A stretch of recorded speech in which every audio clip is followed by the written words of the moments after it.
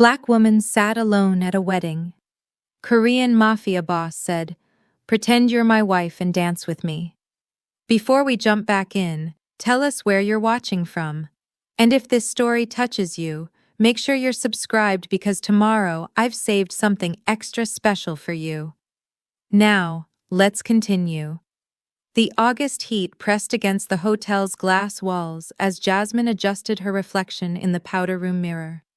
Her hazel eyes stared back at her, framed by features that bore the weight of single motherhood and professional exhaustion. Her curly black hair, meticulously styled for the occasion, fell in controlled spirals around her shoulders. She smoothed down the emerald dress she had bought 2 years ago, the one that still looked decent if you did not examine the hemline too closely. Table 18 awaited. The wedding planner's diplomatic solution for guests who did not quite fit anywhere else. She had almost declined the invitation. Flying from Atlanta to Seoul with a 5-year-old had stretched her pediatric nurse salary to its absolute limit. But Mi Jung had been her college lifeline during those brutal nursing program years, the friend who had brought her soup during exam weeks and never once judged when Jasmine had to drop out of pre-med after discovering she was pregnant. Missing her wedding felt like betrayal, even if attending meant navigating cultural unfamiliarity entirely alone. Jasmine had left Claudia back in Atlanta with her mother. Her daughter's disappointed face still haunted her, those hazel eyes so much like her own filling with tears when she understood she could not come. But international travel with a 5-year-old on a nurse's budget was simply impossible. Her mother had promised tea parties and movie marathons. It would have to be enough. The reception hall sparkled with coordinated perfection. Crystal chandeliers hung from vaulted ceilings, casting warm light over marble floors polished to a mirror shine. Round tables draped in white silk filled the space, each centerpiece a masterpiece of white orchids and flickering candles. Through the expansive windows, Seoul's skyline stretched endlessly, a forest of lights against the darkening sky. Jasmine found her seat at table 18, tucked near the kitchen doors, where catering staff rushed past with trays of champagne she could not afford to drink on top of her plane ticket. To her left sat an elderly Korean woman who smiled politely but spoke no English. To her right, an empty chair that somehow amplified her solitude more than if someone had been sitting there. Around the ballroom, other guests glided between tables, greeting clusters of friends. Conversations flowed in rapid Korean, punctuated by laughter Jasmine could not share.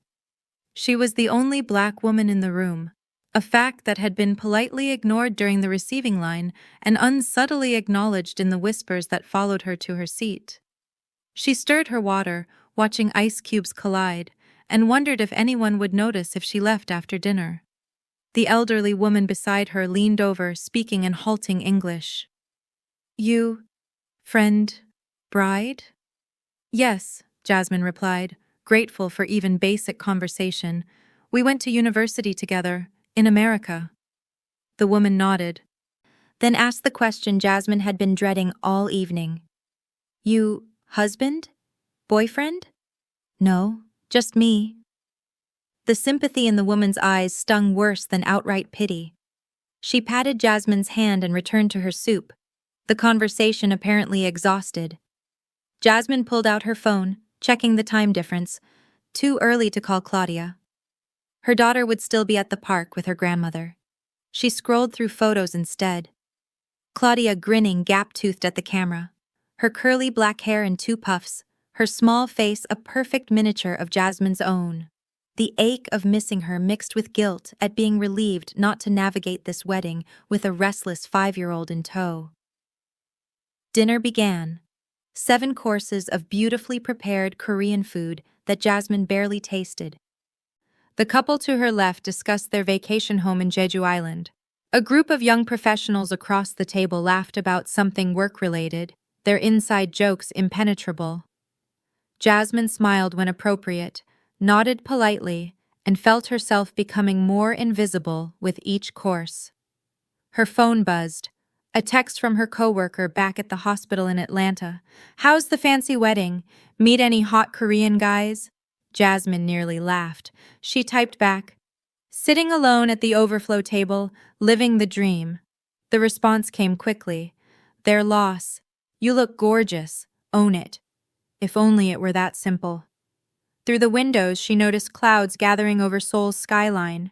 The weather forecast had promised clear skies all weekend, but nature apparently had other plans. Thunder rumbled in the distance, barely audible over the string quartet playing near the bride and groom's table. Within minutes, rain began streaming down the glass in thick sheets, turning the city lights into abstract streaks of color. The storm outside matched something building in Jasmine's chest, a restless frustration she had been pushing down for months. Years, if she was honest. Ever since Devon had walked out the moment that pregnancy test came back positive. Ever since she had watched her medical school dreams evaporate while he moved on without consequence, eventually marrying some corporate lawyer and posting their perfect life all over social media. She was 30 years old, raising a daughter alone, working 12-hour shifts at the hospital, and sitting by herself at a wedding in a foreign country where she did not speak the language or understand half the customs. This was not how her life was supposed to look. The DJ announced the couple's first dance. Mi-jung floated across the floor in her new husband's arms, her white dress catching the light like she was made of stars. Jasmine's parents had flown in from Busan, looking every bit the proud family. Her older brother and his wife joined them on the floor. Even distant cousins paired off, laughing and spinning under lights that made everything look soft and romantic. Jasmine reached for her water glass and realized her hand was shaking. That was when she noticed him. He stood near the bar, apart from the crowd, but somehow commanding attention anyway. Tall, easily over 6 feet, with a body that suggested serious time in a gym beneath his perfectly tailored black suit. His black hair was cut short and neat, professional, but with just enough length to suggest he did not obsess over perfection. But it was his face that held her attention. Sharp cheekbones, a jaw that could have been carved from stone, and black eyes that even from across the ballroom seemed to see straight through every defense she had spent years constructing. He was watching her. Not subtly, not with the passing curiosity of a stranger at a wedding. He was studying her with an intensity that should have made her uncomfortable, but instead sent a completely different kind of shiver down her spine. Jasmine looked away first, heat rising in her cheeks. When she glanced back, he was speaking with someone from the groom's family. She recognized the older Park brother who owned several hotels throughout Seoul. They exchanged a few words, and then the stranger began moving through the crowd, toward her.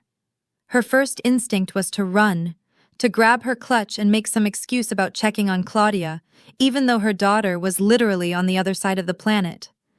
But something kept her frozen in her seat at table 18 while he crossed the ballroom with the confidence of someone who had never been told no in his entire life. People moved out of his way. Not obviously, not like they were afraid, but with a subtle deference that suggested he was someone important, someone powerful. He stopped at her table. Up close, he was even more striking. Those eyes she had noticed from across the room were pure black, intense, and intelligent. His suit was black and perfectly tailored, the kind of quality you did not find in department stores. He smelled expensive, cedar and something darker she could not name. "You have been sitting alone all evening," he said. His voice carried a slight accent, his English precise but flavored with Korean inflections. "That seems like a waste." Jasmine's nursing professionalism kicked in automatically. "I am fine, thank you for your concern." "I do not think you are fine." He pulled out the empty chair beside her without asking permission and sat down. The movement was fluid, practiced, utterly confident. "I think you are miserable and trying very hard not to show it." The observation was so accurate it stole her breath. "You do not know anything about me," she managed. "I know you came alone to a wedding where everyone else is paired off." He gestured subtly toward the dance floor. "I know you have been checking your phone every 15 minutes, probably thinking about leaving. His lips curved into something that was not quite a smile. I know you are the most beautiful woman in this room, and somehow you are sitting at table 18 like you do not matter. Am I wrong? Jasmine set her phone down, suddenly aware of how transparent she must be. That is very observant of you. Are you a friend of the bride or groom? Neither, business associate of the Park family. He gestured toward the hotel owners she had seen him speaking with. They invited me. Kim Chae-min. He extended his hand. She took it. His palm was warm against hers, his grip confident without being aggressive. Jasmine Davis. Jasmine. He said her name like he was tasting it, still holding her hand. The bride's college friend, the one who came alone. Word travels fast. In certain circles, everything travels fast. He released her hand but did not move away. Instead, he leaned slightly closer, his voice dropping. I have a proposition for you, Jasmine Davis. This should have been where she made her excuses and left, where she remembered she was a single mother with responsibilities and bills and no room in her life for mysterious strangers with expensive suits and dangerous eyes. Instead, she heard herself say, What kind of proposition? Kim Chae-min's black eyes held hers. Dance with me. Pretend to be my wife for the rest of the evening. Let everyone here see that you are not alone, not pitied, not forgotten. Jasmine stared at him. You want me to pretend to be married to you? To a complete stranger? Why? Why not? His expression remained neutral, but something flickered in those dark eyes. It solves both our problems. My mother is 3 tables away with another potential bride candidate, the 7th this month. She is relentless about wanting me to settle down. He paused. Your family clearly enjoys reminding you that you are single. We could help each other. That is insane. Perhaps. He stood, offering his hand again. But the next song is starting, and half the room is watching us right now with very interesting expressions. So what do you say, Jasmine? Will you dance with me and let everyone think you belong to someone who actually appreciates you? The smart answer was no. The responsible answer was no. The safe answer was definitely no. But Jasmine was tired of being smart and responsible and safe, tired of being invisible, tired of sitting alone at table 18 while life happened around her. She took his hand and stood. One dance, she said. That is all. His smile was devastating. We will see about that. Kim Chae-min led her onto the dance floor with the confidence of someone who had done this 1,000 times before. His hand settled at the small of her back, warm through the thin fabric of her dress, while his other hand clasped hers with surprising gentleness for a man built like he could break things without effort. Around them, conversations quieted. Heads turned. The woman at table 18 who had asked about her husband now watched with wide eyes, and as they began to move together, Jasmine thought perhaps one dance could not hurt. Perhaps for one evening, she could pretend to be someone who mattered, someone who was chosen, someone who was not alone. She had no idea that this one dance would change everything.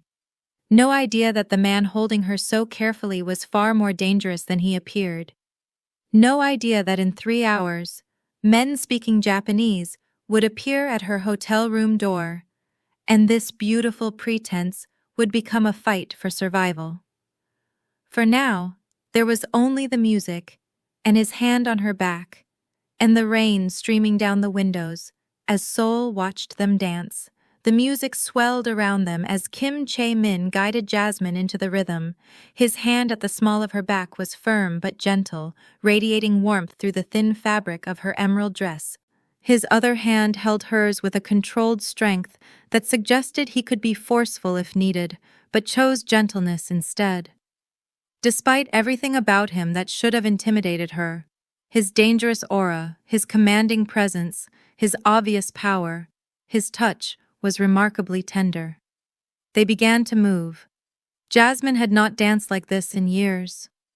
Not since before Claudia, before Devon, before her life had narrowed to hospital shifts and single motherhood. But somehow her body remembered. Or perhaps it was simply that Chae-min led with such effortless confidence that following became instinctive. "You dance well," she said, needing to fill the silence between them. "My mother insisted on lessons when I was young." Something flickered across his face when he mentioned her. She believed a man should know how to lead properly.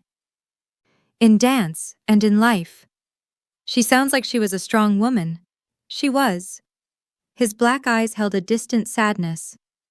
She passed away 2 years ago. Cancer. I am sorry. The words felt inadequate, but they were all she had. She would have liked you. His gaze returned to Jasmine, present and focused. She had strong opinions about women who could stand on their own feet, who did not need a man but chose one anyway.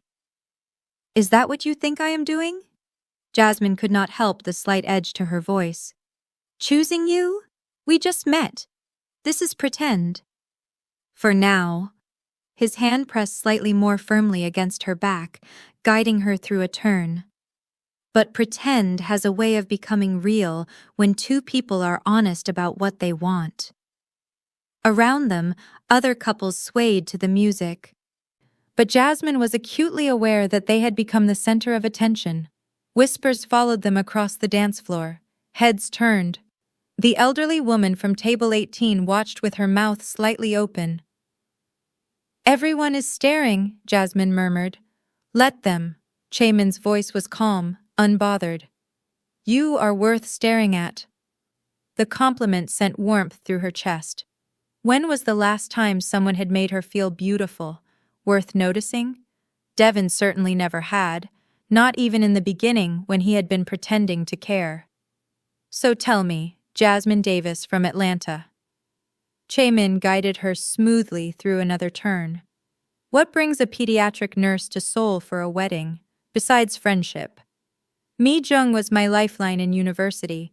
She brought me soup during exam weeks, never judged when I had to. She hesitated, unsure how much to share. When you had to drop out of medical school because you were pregnant? His voice held no judgment, just observation. Jasmine's steps faltered. How did you? You said pediatric nurse but mentioned exam weeks. You have the bearing of someone who aimed higher once. And you carry yourself like a mother, protective instincts always active. I simply added the pieces together. She should have been unsettled by how much he could read from so little. Instead, she found it oddly comforting. My ex-fiancé left the moment the pregnancy test came back positive. Devon. He said he was not ready to be a father, that we were too young, that this would ruin his future. The old bitterness crept into her voice. He is married now, to a corporate lawyer, living his best life while I work 12-hour shifts and struggle to pay rent. Chae-min's jaw tightened, the first crack in his controlled exterior.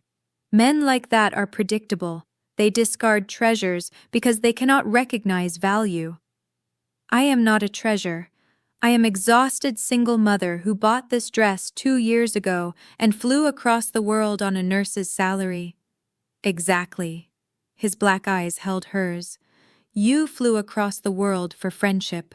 You raised a child alone while maintaining your career. You sit with dignity at table 18 instead of making scenes or seeking pity.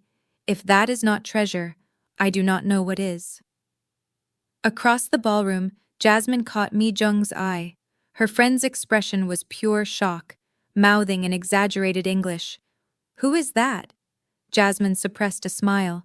Tomorrow there would be questions, yeah. So many questions.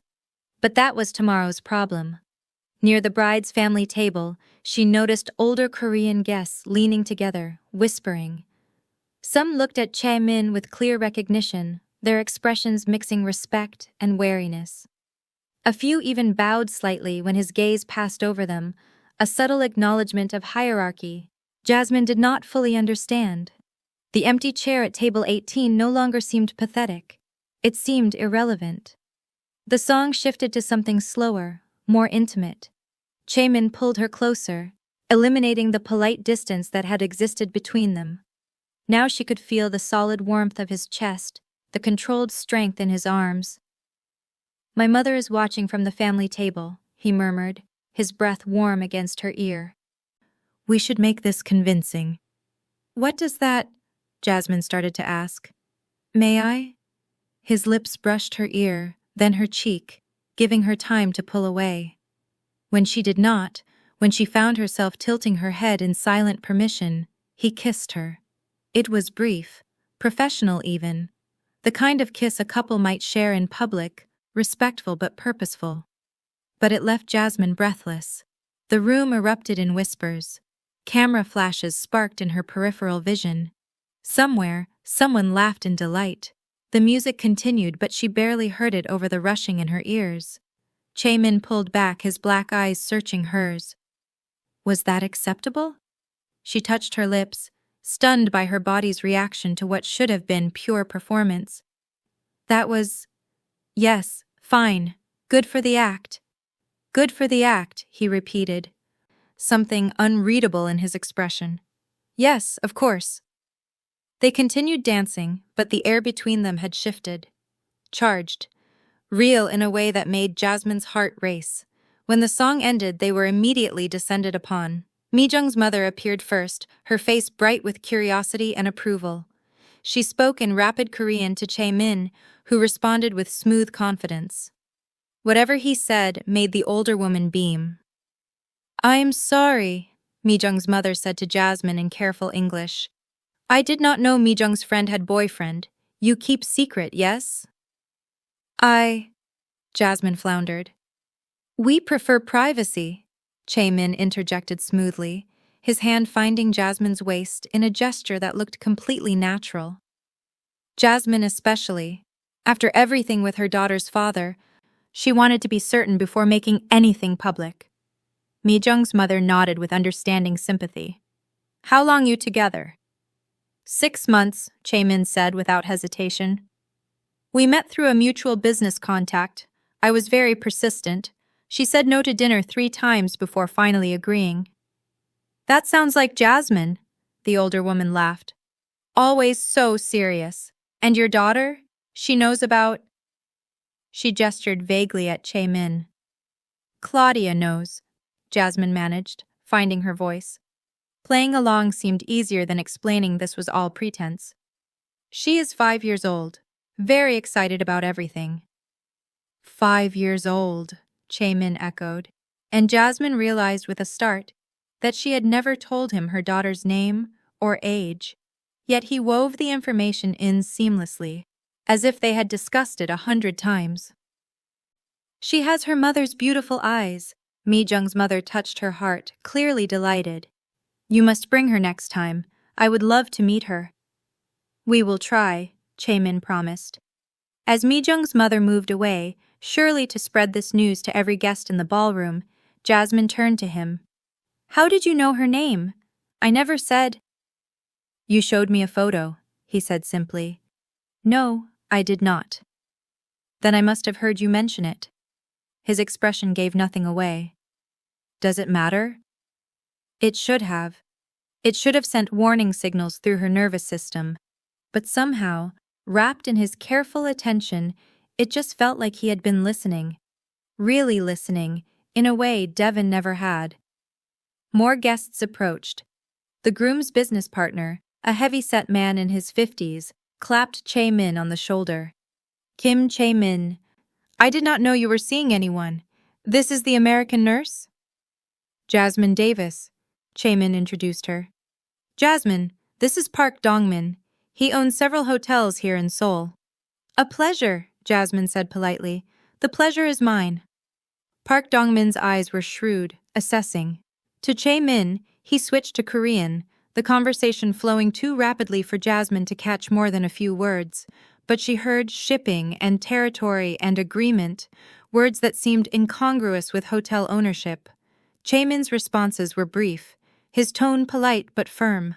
Whatever Park Dongmin was asking, Chaemin was clearly declining. The older man laughed, switching back to English. "Always business with you, even at weddings." To Jasmine, he added, "You have caught a very driven man. I hope you know what you're getting into." "I am learning," Jasmine said carefully. After he walked away, She looked up at Chae-min. What was that about? Territory agreements do not sound like hotel business. Park Dongmin has many interests, Chae-min said, his hand never leaving her waist. Some more legitimate than others. Do not worry about it. But something in his tone suggested she should worry, just a little. The evening continued in a blur of introductions and fabricated stories. Chae-min never faltered, weaving a believable history for them with impressive ease. When Mi-jung herself finally cornered Jasmine in the ladies' room, her friend's excitement was palpable. Are you kidding me right now? Mi-jung squealed in English, checking to make sure they were alone. Kim Chae-min? Do you have any idea who he is? He said he owns hotels. He owns half of Seoul. Mi-jung grabbed her shoulders. Well, his family does. Hotels, shipping companies, construction. The Kim family is one of the most powerful in Korea. And you are dating him? Since when? Jasmine's mind raced. It is new. We wanted to keep it quiet. I am your best friend, and you did not tell me? I am telling you now. Mi-jung studied her face, then smiled. He looks at you like you are the only person in the room. I am happy for you, Jasmine. You deserve someone who sees you. The guilt of the lie sat heavy in Jasmine's stomach. But what was she supposed to say? Actually, we met an hour ago and this is all fake? When she returned to the ballroom, Chae-min was waiting near the balcony doors. You looked like you needed air, he said, offering his arm. Outside, the rain had stopped. Seoul glittered below them, a sea of light stretching to the horizon. The air was cool and clean, washed fresh by the storm. You are very good at this, Jasmine said quietly. The lying. I prefer to think of it as strategic truth.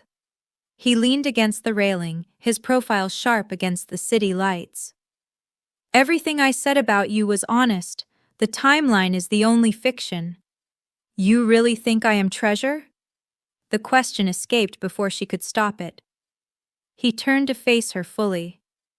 I think you are a woman who flew across the world for friendship, who works herself to exhaustion for her daughter, who sits with dignity when others would crumble or rage. His black eyes held hers. Yes, Jasmine. I think you are treasure. The moment stretched between them, real and charged and dangerous. Tell me about her, Chae-min said, his voice softer. Your daughter. Jasmine pulled out her phone, swiping to her photos. Claudia grinned up at them, gap-toothed and joyful, her curly black hair in two puffs, her hazel eyes sparkling with mischief. Chae-min's expression softened in a way Jasmine would not have thought possible. She looks exactly like you. My clone, everyone says. Lucky girl. He studied the photo for another moment, then handed back the phone. You must miss her terribly. Every second. Jasmine's throat tightened. But I could not afford to bring her. The flight alone. I understand. And somehow she thought he actually did. The balcony door opened. A man stepped out, Japanese businessman from his appearance, his suit expensive and his expression cold. When he saw Chae-min, something shifted in his features, not quite hostility, but close. Kim Si, the man said, his Korean heavily accented. Tanaka-san. Chae-min's entire demeanor changed, his earlier warmth vanishing behind a wall of ice. His hand moved to Jasmine's waist, pulling her subtly closer in a gesture that felt protective. Possessive. They exchanged brief words in Japanese, the conversation polite on the surface, but edged with tension that made Jasmine's nursing instincts scream danger. Whatever they were discussing, it was not friendly. Tanaka's eyes flickered to Jasmine, assessing, calculating. Chae-min said something sharp in Japanese, and the man bowed slightly, backing away. When they were alone again, Jasmine asked, Who was that? Business competitor. Nothing to concern yourself with. It did not look like nothing. Jasmine. He turned her to face him, his hands gentle on her shoulders. There are aspects of my life that are complicated, but they will not touch you. I promise. She wanted to push, to demand real answers, but the intensity in his black eyes stopped her. Whatever he was protecting her from, he believed the protection was necessary. They returned to the reception. The final dances played out, and through it all, Chae-min never left her side. He brought her champagne, introduced her to important guests, made her feel valued in a way she had almost forgotten was possible. By the time the wedding wound down, Jasmine had almost forgotten this was all pretend. The way he looked at her felt increasingly real. The way his hand found hers felt natural. The way her heart raced when he smiled felt terrifyingly genuine. Outside, the taxi line moved slowly. Chae-min walked her to the curb, their invented evening coming to an end. "Thank you for tonight," he said formally, every inch the polite stranger again. "The pleasure was mine." Your mother looked satisfied. She looked victorious. There is a difference. A slight smile. She will be calling me tomorrow, demanding to meet you properly. What will you tell her? That you have returned to Atlanta. That we are taking things slowly. That some things are worth waiting for. He reached into his jacket, producing a business card. If you need anything during your stay in Seoul, anything at all. Jasmine took the card, the paper thick and expensive between her fingers. I fly back in 3 days. I doubt I will need anything. Perhaps not, but keep it anyway. Her taxi pulled up. The driver loaded her small clutch into the back seat. This was goodbye to a beautiful fantasy, back to real life and responsibilities and table 18 invisibility. Good night, Kim Chae-min, she said softly. Good night, Jasmine Davis. He opened her door, handed her inside with old-world courtesy. Travel safely. The taxi pulled away. Jasmine watched through the rear window as he stood on the curb, hands in his pockets, growing smaller with distance. Then the car turned a corner, and he disappeared. She looked down at the business card in her hand. Simple, elegant. Just his name, a phone number, and an address in one of Seoul's most expensive districts. Jasmine smiled, tucking it into her clutch, certain she would never call. This had been a lovely escape, a single evening of feeling valued and chosen and beautiful. A story to tell Claudia someday, maybe, when her daughter was old enough to understand. The taxi navigated Seoul's gleaming streets, heading toward her modest hotel in a tourist district far from the wealth and power of Kim Chae-min's world. Jasmine leaned her head against the cool glass, watching the city blur past, smiling at the memory of his hand on her back and his voice calling her treasure. She had no idea that in 3 hours, everything would change. No idea that men speaking Japanese would appear at her hotel room door with her photograph. No idea that the business card in her clutch would become a lifeline instead of a memory. No idea that the dangerous stranger who had asked her to dance would become the only thing standing between her and a world she never knew existed. For now, there was only Seoul at night, and the ghost of his touch, and the beginning of something that felt like magic, but would soon reveal itself as survival. The taxi drove on through the rain-washed streets, carrying Jasmine toward a hotel room and a reckoning she could not have imagined. And in her clutch, the card waited. The hotel room was quiet except for the hum of the air conditioning. Jasmine stood at the small bathroom sink, carefully removing her makeup with hotel cotton pads. Her reflection stared back at her, hazel eyes bright with something she had not felt in years. Not quite happiness, but close. Vitality, maybe. The feeling of being alive instead of just surviving.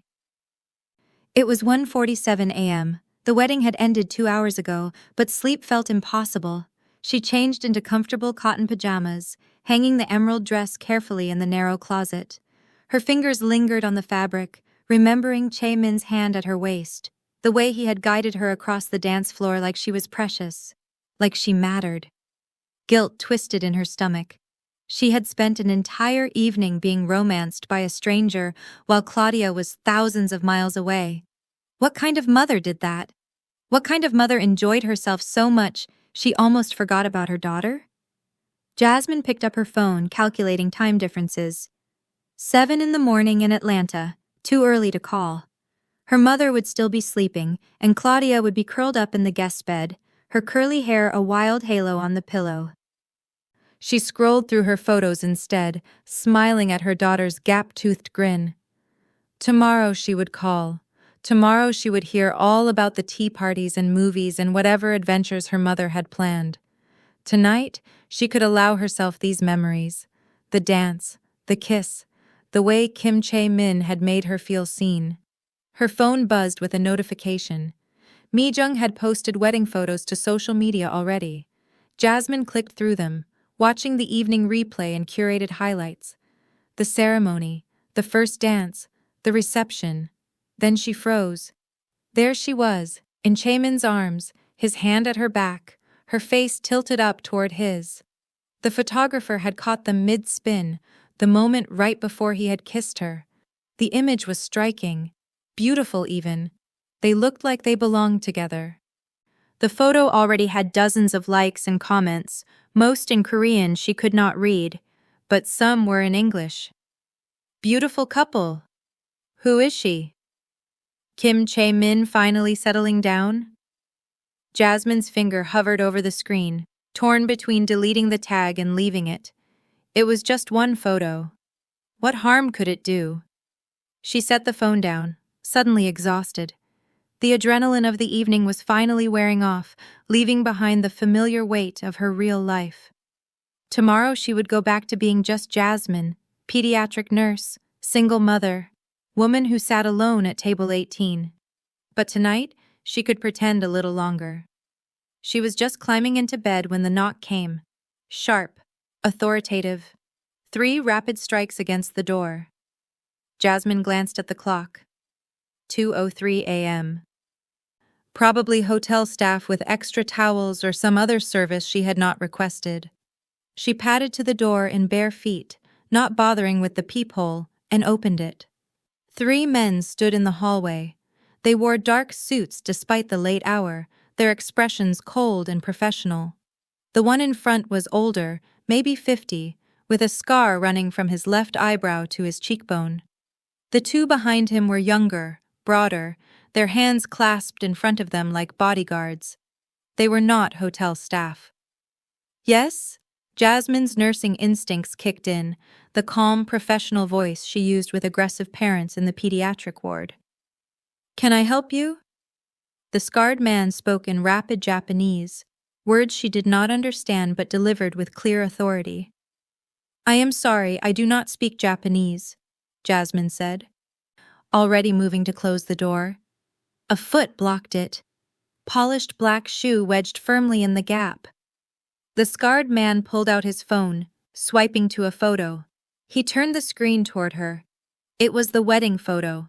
Her and Chae-min, dancing, his hand at her waist, her face tilted toward his. But this was not from Mi-jung's social media.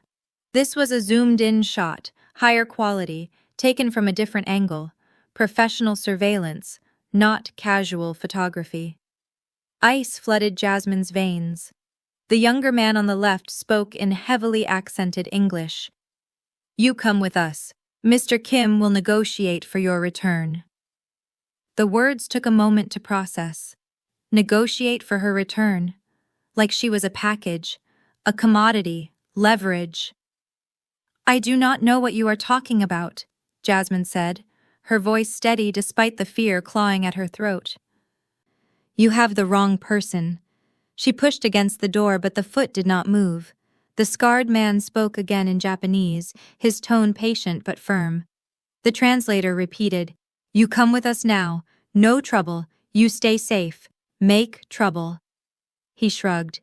Still come with us, but maybe not so safe. Jasmine's mind raced. The hotel hallway was empty at this hour. No witnesses. No help.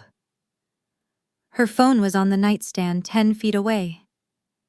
The men had not forced entry yet, but they were clearly prepared to if necessary. She backed slowly into the room, not taking her eyes off them. They followed, not rushing, confident in their control of the situation. The door swung wider. "I need to get my shoes," Jasmine said, her voice surprisingly calm. Years of nursing emergencies had trained her to think clearly under pressure. "Assess the situation, find solutions, stay alive." The scarred man nodded, generous in his power. Jasmine moved toward the bed, toward her phone. Her hand was shaking as she grabbed it, clutching it against her pajama top. The men watched but did not stop her. Why would they? What could one phone call do? Everything, she hoped. She fumbled in her small travel purse for the business card, fingers clumsy with adrenaline. The thick paper emerged, and she dialed the number with trembling hands. It rang once. "How many?" Chaemin's voice was alert, fully awake, like he had been expecting this call. His immediate understanding chilled and comforted her simultaneously. 3. Japanese. "They have not forced entry yet, but they want me to go with them. They said..." Her voice cracked. "They said you would negotiate for my return." A string of words in Korean, vicious and sharp. Then his voice came back, deadly calm. "Do not open the door further. I am sending my people. Pack nothing. Move to the bathroom. Lock it. Now." "They are already inside," Jasmine whispered. Silence for half a second. Then, "Bathroom. Now. Stay on the line with me." The scarred man said something in Japanese, his tone shifting from patient to annoyed. The translator stepped forward. "Put down phone. Come now." "I need to use the bathroom first," Jasmine said, backing toward it. "Unless you want me to wet myself in your car." The crude practicality of it made them hesitate. The translator conferred with the scarred man in rapid Japanese. Finally, a nod. Jasmine walked carefully to the bathroom, phone still pressed to her ear. She stepped inside and locked the door, her hands shaking so badly she could barely turn the mechanism. "I am in," she whispered. 8 minutes, Chaemin said. "My people are 8 minutes away. Can you hold?" "I do not have a choice." "You are smart and strong, Jasmine. 8 minutes. Stay with me." She sank onto the closed toilet lid, her legs suddenly unable to hold her weight. Outside the door, she could hear the men talking in Japanese. Not agitated, not rushing, just waiting with professional patience for her to emerge. The hotel phone in the main room started ringing. Once, twice, 5 times.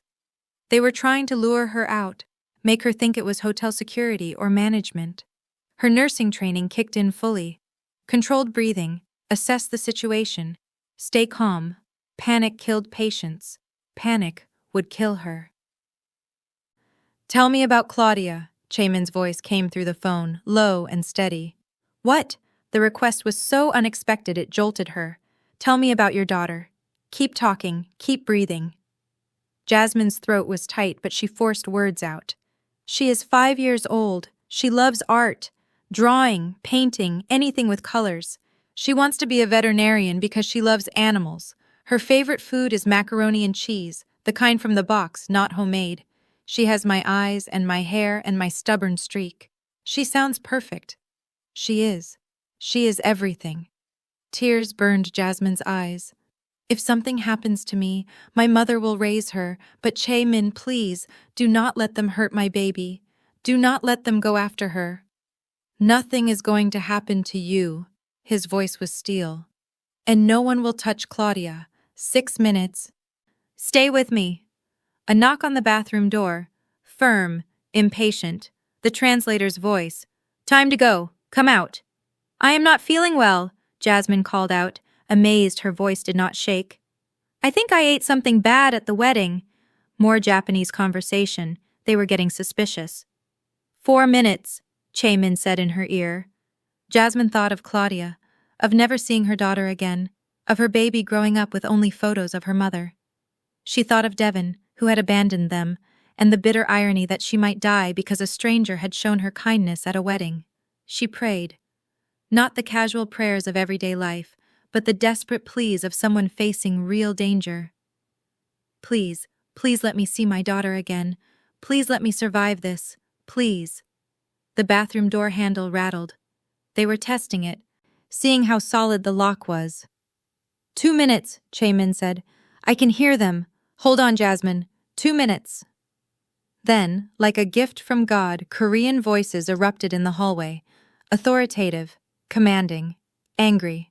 Japanese responses, no longer patient. Sharp, defensive. The sounds of a scuffle, a thud. Rapid conversation in multiple languages. Then silence. Jasmine pressed her ear to the door, not daring to open it. A knock, a specific pattern, 3 short, 1 long. Jasmine. Chaemin's voice, but not through the phone, through the door. It is safe. Her hands fumbled with the lock, the door swung open, and there he was. The playful stranger from the wedding was gone, replaced by someone lethal and focused. His black eyes scanned her quickly, professionally, checking for injuries. Are you hurt? No, I am fine. The adrenaline crashed through her system all at once, and her knees buckled. Chaemin caught her, his arms steady and strong, holding her upright. I have you. You are safe now. Behind him, 4 men stood in her hotel room. They wore dark clothes, not suits, and moved with military precision. One was speaking Korean into a phone. Another was checking the hallway. The room showed signs of a brief struggle, a chair knocked over, a lamp askew. Where are they? Jasmine asked. The Japanese men? Gone, for now. Chaemin's jaw was tight. But they will return with more. You cannot stay here. I do not understand. What is happening? Why do they want me? He guided her to sit on the bed, kneeling in front of her so they were eye level. The wedding photos circulated online, multiple websites, social media, even some news outlets. They show us together. Show me with someone I care about. But we just met. This was pretend. They do not know that. His black eyes were intense. I am more than hotels and restaurants, Jasmine. My family controls shipping routes, logistics networks. There are people, organizations, who want what we have. The Yakuza is one of them. Seeing me with someone, seeing me vulnerable, gave them ideas. The words from the translator echoed in her head. Mr. Kim will negotiate for your return. So, I am bait in some criminal turf war? Anger cut through her fear. I am a pediatric nurse. I have a 5-year-old daughter. I am not part of your world. No. His hands framed her face, gentle despite the intensity. You are under my protection. There is a difference. I do not want your protection. I want to go home. I want my daughter and my normal life and to forget this ever happened. I understand, but going home does not make you safe. It makes you isolated and easier to target. His thumb brushed her cheekbone. They know who you are now. They know about Claudia. If you run, you are alone. If you stay with me, I can protect you both.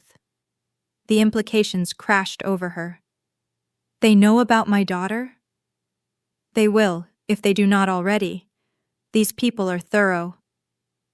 Jasmine's hands went to her mouth, horror flooding through her. Oh God, my baby, I have to call my mother. I have to warn her. Already done.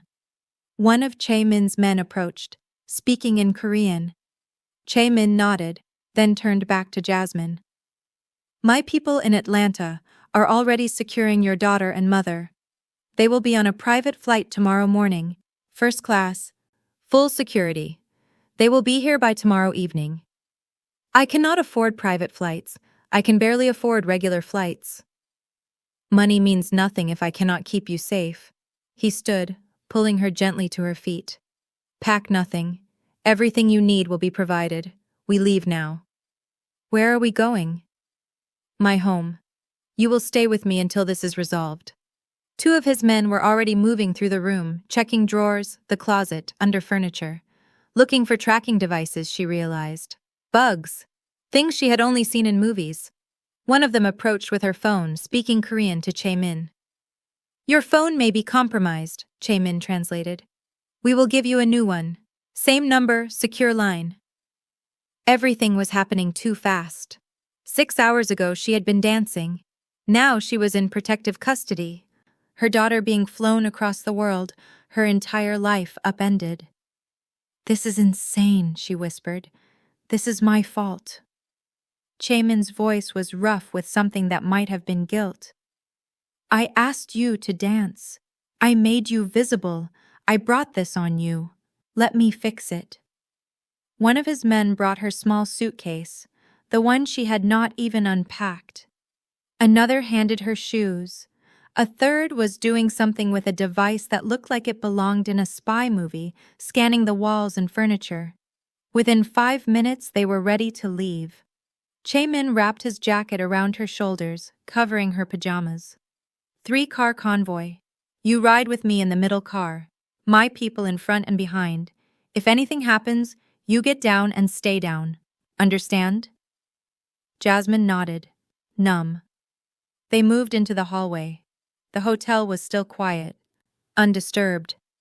Whatever had happened with the Japanese men had been handled silently, professionally. No witnesses, no alarm. The elevator ride down was silent except for Korean being spoken into phones, coordinating, planning, protecting. The lobby was empty at 2:47 a.m. They exited through a side door where 3 black sedans waited, engines running. Chae-min guided her into the middle car, sliding in beside her. The door closed, and they were moving before she could process it. Seoul at night blurred past the windows, beautiful and foreign, and now dangerous. The city she had found so charming 12 hours ago was now hunting grounds. Chae-min's hand found hers in the darkness. I am sorry. This was supposed to be simple. One dance, one evening. I never meant for this to happen. Why did you ask me? The question emerged quiet, small. Of all the women at that wedding, why me? He was silent for a long moment. Because you look like I felt, alone in a room full of people, playing a part, tired of pretending. His fingers tightened on hers. Because when I saw you, something in me recognized something in you. The convoy navigated through Seoul's late-night streets. They drove for 20 minutes, the buildings getting taller, more expensive, the neighborhoods more exclusive. Finally, they pulled up to a high-rise that screamed wealth, private entrance, biometric locks, security guards who snapped to attention when Chae-min emerged from the car. The elevator required both a keycard and fingerprint scan. It rose smoothly, not stopping at any floor until it reached the top. The doors opened directly into a penthouse. Even in her shocked state, Jasmine registered luxury, modern Korean design, clean lines, expensive furniture, windows overlooking Seoul's glittering skyline. Space that went on, the entire top floor his private domain. Guest wing is this way. Chae-min guided her down a hallway, his hand at her back in a gesture that was becoming familiar. He opened a door to a suite that was larger than her entire Atlanta apartment. You are safe here. Stay as long as necessary. Jasmine walked into the room, taking in the king bed, the sitting area, the ensuite bathroom visible through an open door. Everything was perfect, impersonal, like a luxury hotel. She turned to face him. How long is necessary? I do not know yet. Days, maybe weeks, until I can negotiate peace or eliminate the threat. And my daughter? You are really bringing her here? She lands tomorrow at 6 p.m. Private security, first class, your mother accompanying her. They will both stay here with you. Tears burned Jasmine's eyes, exhaustion and fear and gratitude all mixing together. Why are you doing this? You do not know me. You owe me nothing. Chae-min stepped closer, his black eyes holding hers. I know you were brave enough to trust a stranger. I know you danced with me when you had every reason to say no. I know you are a good mother who flew across the world for friendship. His hand cupped her face gently. That is enough. You are under my protection now. Both of you. I will not let them touch you." He left before she could respond, the door closing softly behind him. Jasmine stood in the center of the guest suite, surrounded by luxury she had never imagined, processing the last 3 hours. One dance had turned into a protection detail. A kind stranger had become her only defense against people who wanted to use her as leverage. Devon had abandoned her when she needed him most. Che Min, a man she had known for 6 hours, was flying her daughter across the world to keep her safe. She moved to the window, looking out at Seoul's sprawling lights. Dawn was still hours away, but the city never truly slept. Somewhere out there, the Yakuza was planning their next move. Somewhere out there, danger waited. But in here, she was safe. Her new phone buzzed on the nightstand, where one of Che Min's men must have left it. A message from her mother. "Claudia and I are safe. Men are here, very professional. We fly out at 9 a.m. Atlanta time. She is scared, but I told her it is an adventure. Stay safe. Baby girl, I love you." Jasmine typed back with shaking fingers. "I love you both. See you tomorrow. I am sorry." Sorry for what, she was not entirely sure. For dancing with a stranger? For being visible? For existing in the wrong place at the wrong time? Or maybe for the small, terrifying part of her that was glad. Glad to matter to someone. Glad to be protected instead of alone. Glad that Kim Chae-min had seen her at table 18 and decided she was worth saving.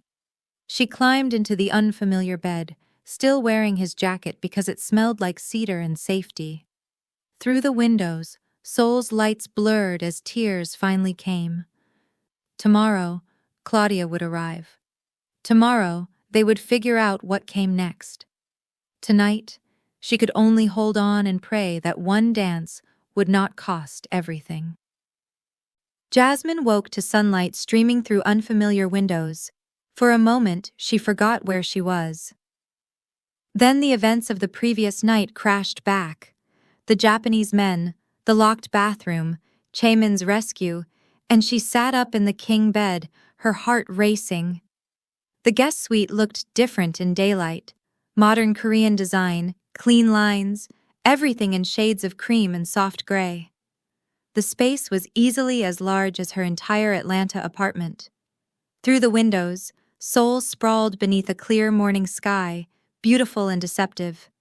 Her phone showed 9:23 a.m.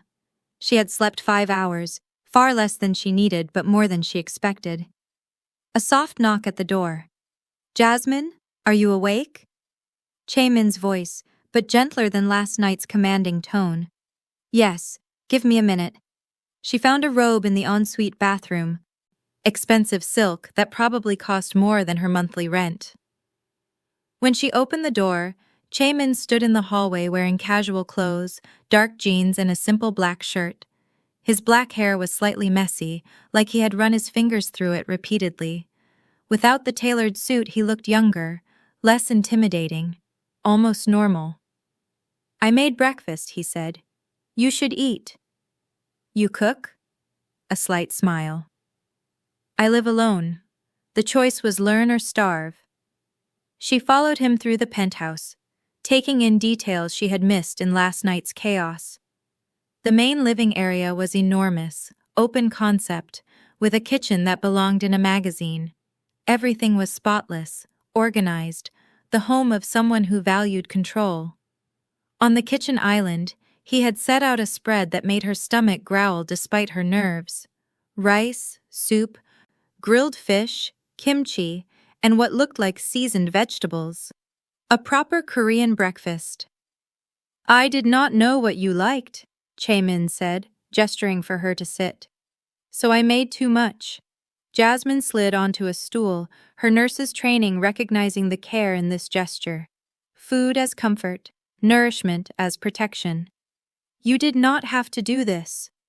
You had a traumatic night. You need to eat." He poured her tea, the movements practiced and graceful. "Your mother and Claudia are already at the airport in Atlanta. The flight leaves in 2 hours." You really arranged all of that. I told you I would. He sat across from her, watching as she picked up chopsticks. My people will stay with them the entire journey, armed but discreet. Your daughter will think it is an adventure. Jasmine took a bite of rice, trying to process this new reality. Why are you doing this? You do not know me. One dance does not make me your responsibility. I know enough. His black eyes held hers steadily. And I brought this on you. That makes you my responsibility. I am not your responsibility. I can take care of myself. I do not doubt that. Something like respect flickered across his face. But you should not have to face this alone. They ate in silence for a few minutes. The food was excellent, perfectly seasoned, and Jasmine realized she had not eaten since the wedding. Her body demanded fuel, even as her mind spun with questions. Tell me about the security, she finally said. What exactly are we dealing with? Che Min set down his chopsticks. The building has 24-hour monitoring. Guards rotate in 8-hour shifts. Every entrance requires biometric identification. This floor is accessible only by my elevator with my authorization. And the Yakuza? My people are tracking their movements. They made a play last night and failed. They will regroup, reassess. We have time to plan. Time to plan what? His jaw tightened. That depends on what they want. Money, territory, concessions, everything is negotiable. Except me. Jasmine set down her teacup firmly. I am not a bargaining chip.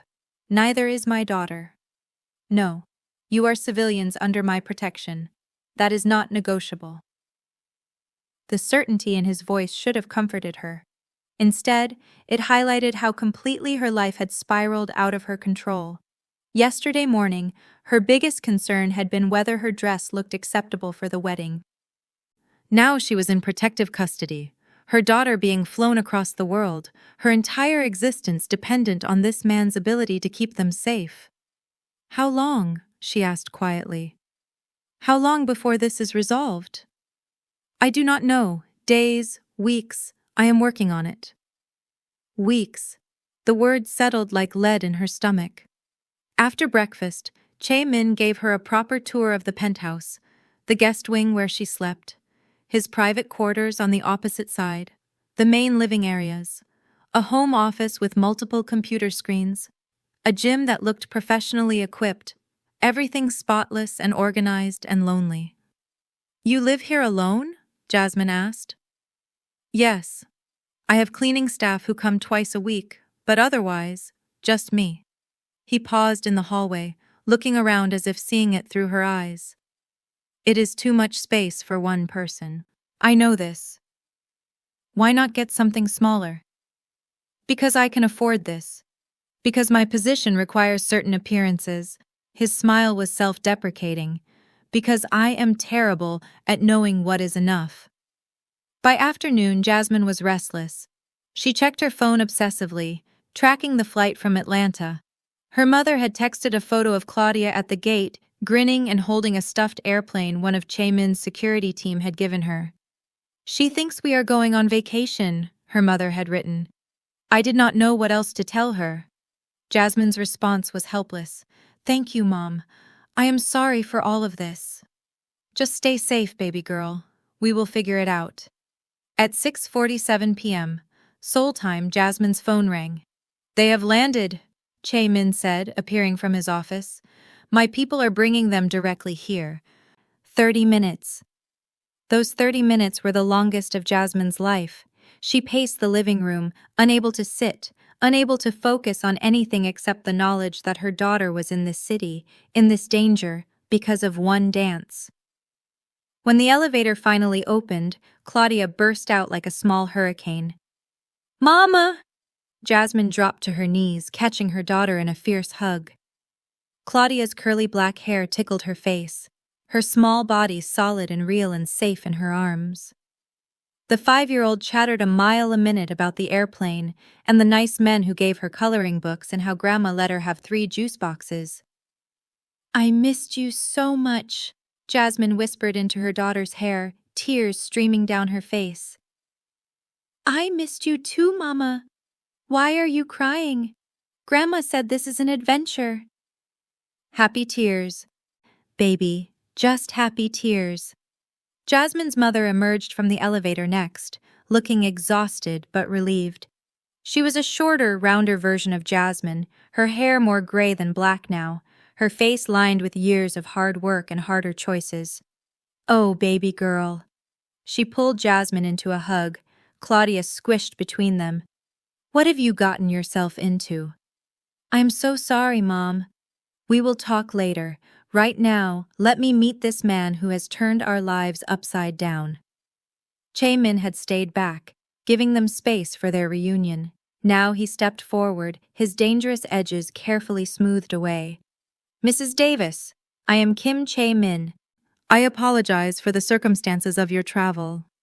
Jasmine's mother studied him with the shrewd eyes of someone who had survived poverty and single motherhood and men who made promises they did not keep. You better be worth all this trouble. Mom, Jasmine started, mortified.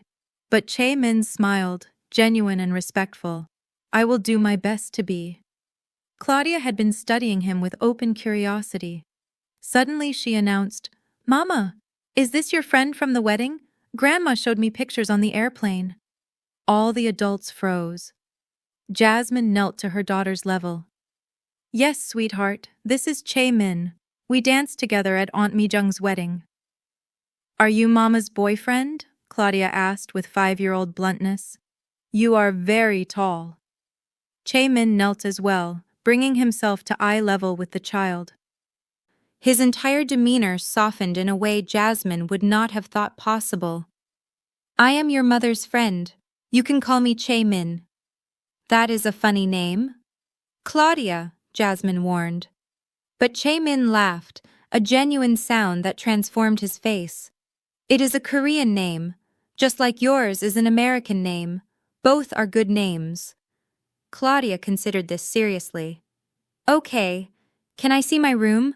Grandma said I get my own room in your house. You do. Come, I will show you. He led them down the hallway to a door Jasmine had not noticed during the morning tour.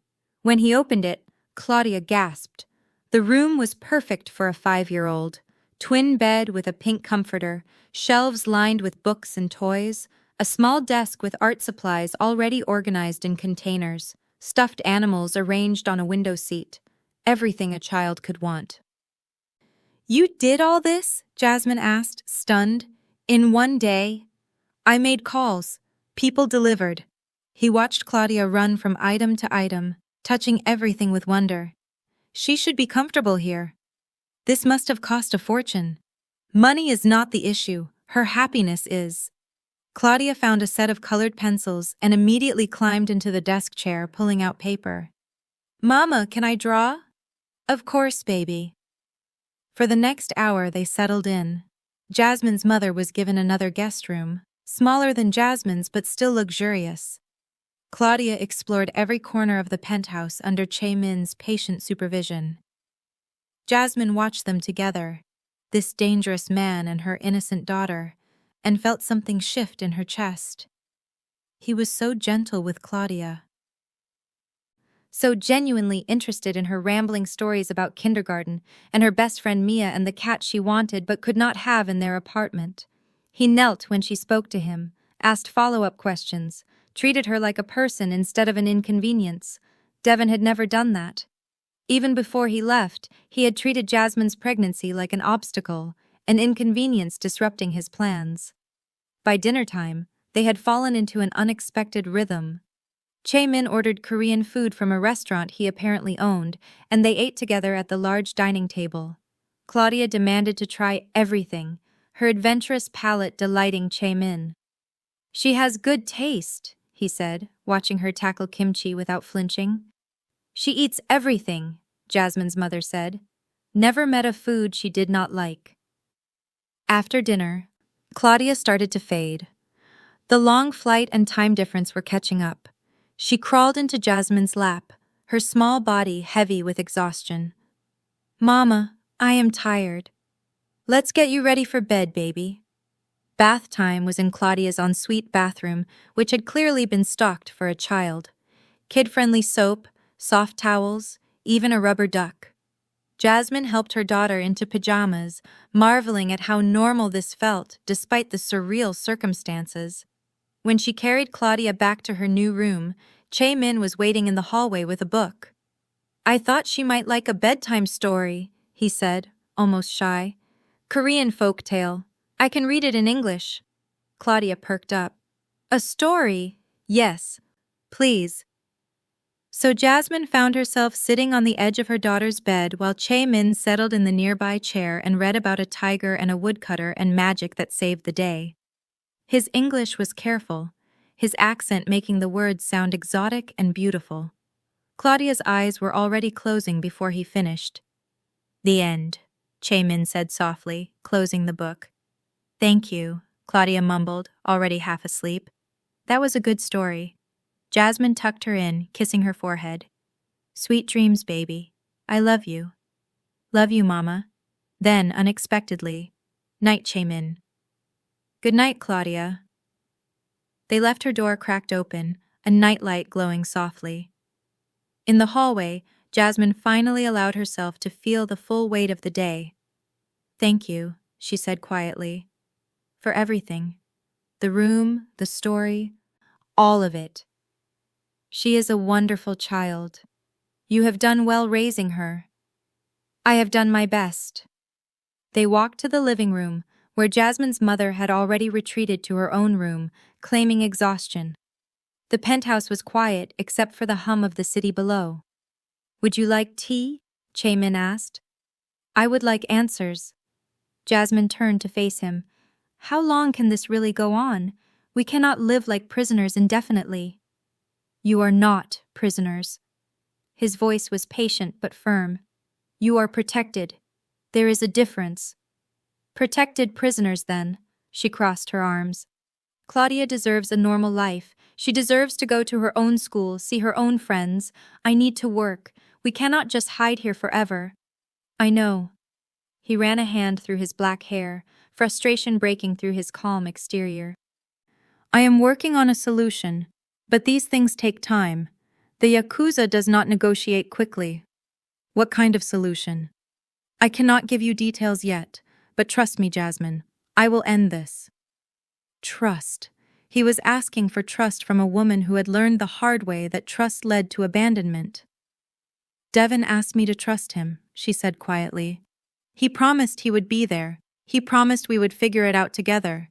Then the test came back positive and he was gone within a week. Chae-min stepped closer, his black eyes intense. I am not Devin. I know.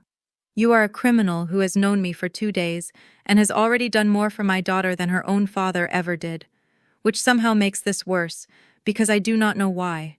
I do not know what you want from me. I want you safe. His voice was rough. I want Claudia safe, that is all. People do not do this for nothing. What is the catch? He was silent for a long moment. Then, so quietly she almost missed it. Maybe I am tired of being alone.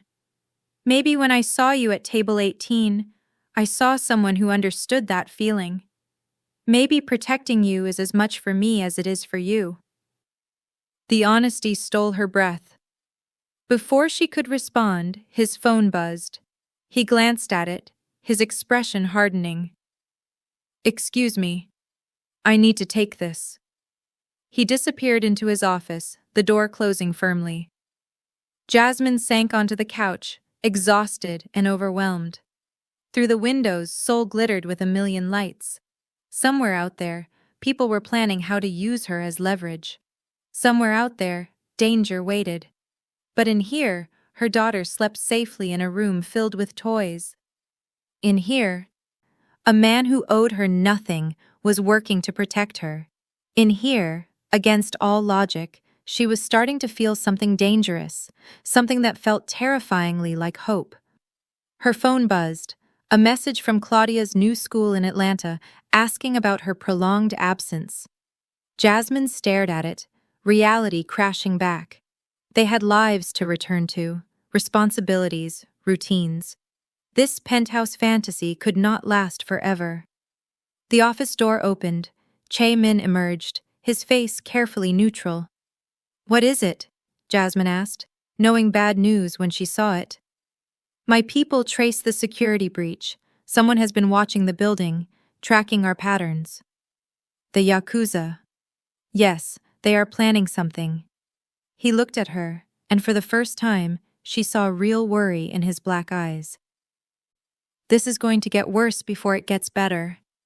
Jasmine thought of Claudia sleeping down the hall, of her mother resting after a transcontinental flight, of the life they had left behind that seemed increasingly unreachable. "Then we will face it," she said, surprising herself with her certainty. "Together. Because like it or not, we are in this now." Chae-min crossed to her, taking her hands in his. "I will not let them hurt you, either of you, I promise." She wanted to tell him not to make promises he might not be able to keep, wanted to protect herself from hoping, from trusting, from falling. But when he looked at her like that, like she mattered more than anything, she found herself believing him. "Okay," she whispered. "I trust you." The words hung between them, heavy with meaning. Outside, Seoul's night deepened. Inside, two broken people and one innocent child formed something that looked almost like family. And in the shadows, danger gathered, waiting for its moment to strike. 2 weeks passed in a rhythm Jasmine had not expected to find. She woke each morning to Seoul sunshine streaming through unfamiliar windows, made breakfast with Chae-min, their movements in the kitchen becoming coordinated through repetition. Watched Claudia chatter through her meal, the 5-year-old adjusting to this new life with the resilience of childhood. Chae-min had arranged everything. A temporary position at Seoul National University Hospital in the pediatric ward, working with international patients where her English was an asset. Secured transport with discreet armed security.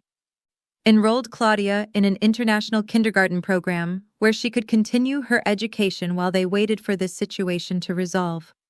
On paper, they looked like a family. In practice, Jasmine reminded herself constantly, they were strangers thrown together by circumstance. Except it was getting harder to remember that. "Mama, how do you say thank you in Korean?" Claudia asked one morning, practicing with her chopsticks. "감사합니다," Chae-min answered before Jasmine could. He had been teaching Claudia Korean words every day, patient with her mispronunciations and delighted by her progress. "감사합니다," Claudia repeated carefully. Then, grinning at him, "Thank you for breakfast, Chae-min." "You are very welcome." His smile transformed his entire face, softening the dangerous edges Jasmine had first noticed at the wedding. Her mother had returned to Atlanta after 1 week, unable to leave her job any longer. Before she left, she had pulled Jasmine aside in the guest room. "That man loves you," her mother had said bluntly. "Mom, we barely know each other. I know what I see, and I see a man who looks at you like you hung the moon. Question is, do you feel the same?" Jasmine had not answered, could not answer, because the truth was complicated and terrifying, and she was not ready to examine it too closely. Now, watching Chae-min help Claudia with her chopsticks, his large hands gentle around her small ones, Jasmine felt that dangerous warmth in her chest again. At the hospital, her co-workers had started asking questions. "Your security team is very dedicated, Dr. Bays," Park had commented one afternoon, glancing at the 2 men who waited near the staff entrance. "They are here every day." "My boyfriend is cautious," Jasmine had replied, the lie coming easier each time she told it. Kim Chae-min, another nurse, younger, had leaned in with obvious interest. "Do you know how powerful his family is? I know he owns hotels." Hotels, shipping companies, half the construction contracts in Seoul. The nurse's eyes were wide. "My cousin works in real estate. She says the Kim family basically controls the waterfront development." Later, Jasmine had searched online during her lunch break. Articles about Kim hotels appeared first, glossy features about luxury accommodations and business success. But deeper searches revealed more. References to shipping territories. Mentions of the Kim family and articles about Seoul's power structures. Carefully worded pieces that hinted at influence beyond legitimate business. Nothing concrete, nothing illegal, just shadows and suggestions. That evening, she found out exactly what those shadows meant. Business associates arrived at the penthouse just as Jasmine was preparing Claudia for bed. 4 men in expensive suits, their demeanor respectful but tense. Chae-min met them in his office, but the door stayed open, and Jasmine could hear snatches of conversation as she read to Claudia. The Korean was too rapid for her limited vocabulary, but she caught certain words. Territory, routes, agreement, compensation, and once, distinctly, Yakuza. After Claudia fell asleep, Jasmine stood in the hallway, uncertain. The office door was partially open now. The meeting clearly winding down, she could see Chae-min in profile, his posture commanding, his voice cold and authoritative. This was a different man than the one who read bedtime stories. This was the dangerous stranger from the wedding, the one who had made an entire ballroom defer to him with a glance. The men filed out, bowing to Chae-min with obvious respect. One noticed Jasmine in the hallway and quickly looked away, as if acknowledging her presence would be improper. When they were gone, Chae-min found her standing there. "How much did you hear?" he asked quietly. "Enough to know you were not discussing hotel occupancy rates." He gestured to his office. "Come, we should talk." The room was lined with screens showing security feeds, financial data, information she did not fully understand. Chae-min poured himself whiskey, offered her one. She declined. "What exactly is your family business?" Jasmine asked, sitting in the chair opposite his desk. "Hotels are legitimate. The flagship properties, the international chains, all of that is completely legal." He took a drink, considering his words. "But my family also controls shipping routes, logistics networks, import-export operations. Some of those are in gray areas. Gray areas meaning illegal.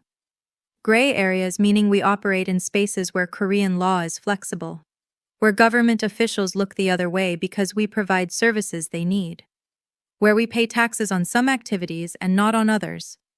His black eyes met hers steadily. "I will not lie to you, Jasmine. Parts of my business exist outside official channels." "So you are a criminal?" The word felt harsh but necessary. "I am a businessman operating in gray areas," he corrected.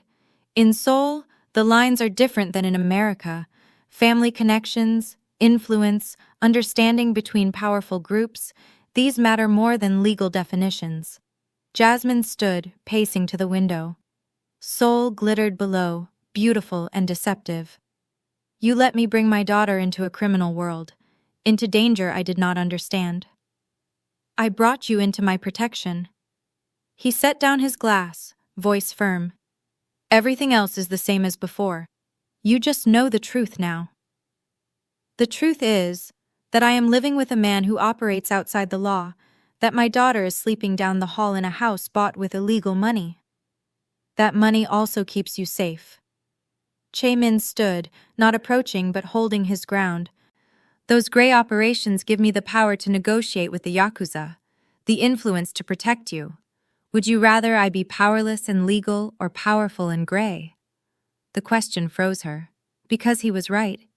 If he had been just a hotel owner, just a legitimate businessman, he could not have rescued her from those men, could not have arranged her daughter's flight, could not keep them safe.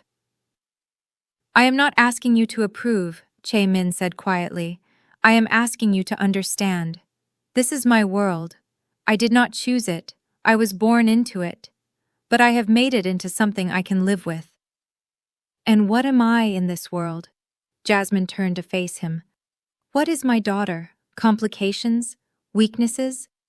"You are people I care about." His voice roughened. "You are reminders that there is more to life than territory and power. You are why I want to build something better." The honesty in his words made her chest tight. "I need to think," she said finally, "about whether we can stay here, whether this is safe for Claudia.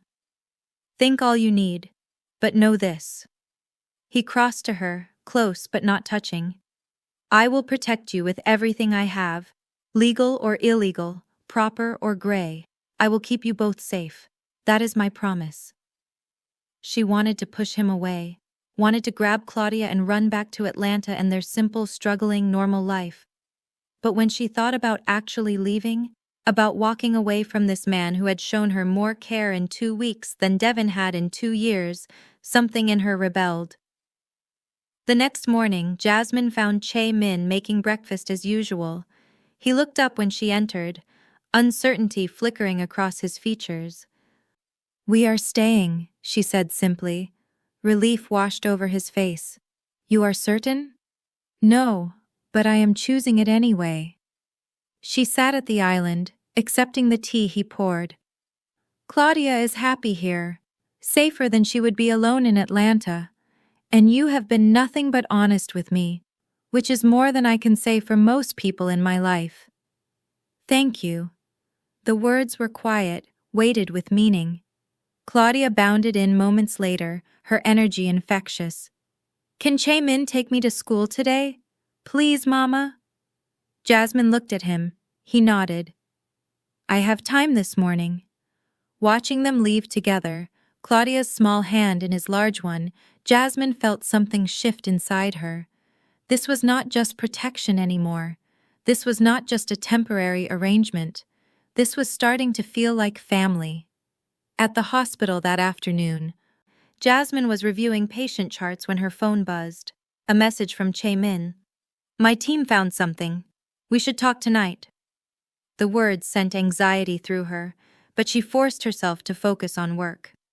A 7-year-old with pneumonia needed her attention more than her own fears. That evening, after Claudia was in bed, Che Min showed her what his investigators had uncovered.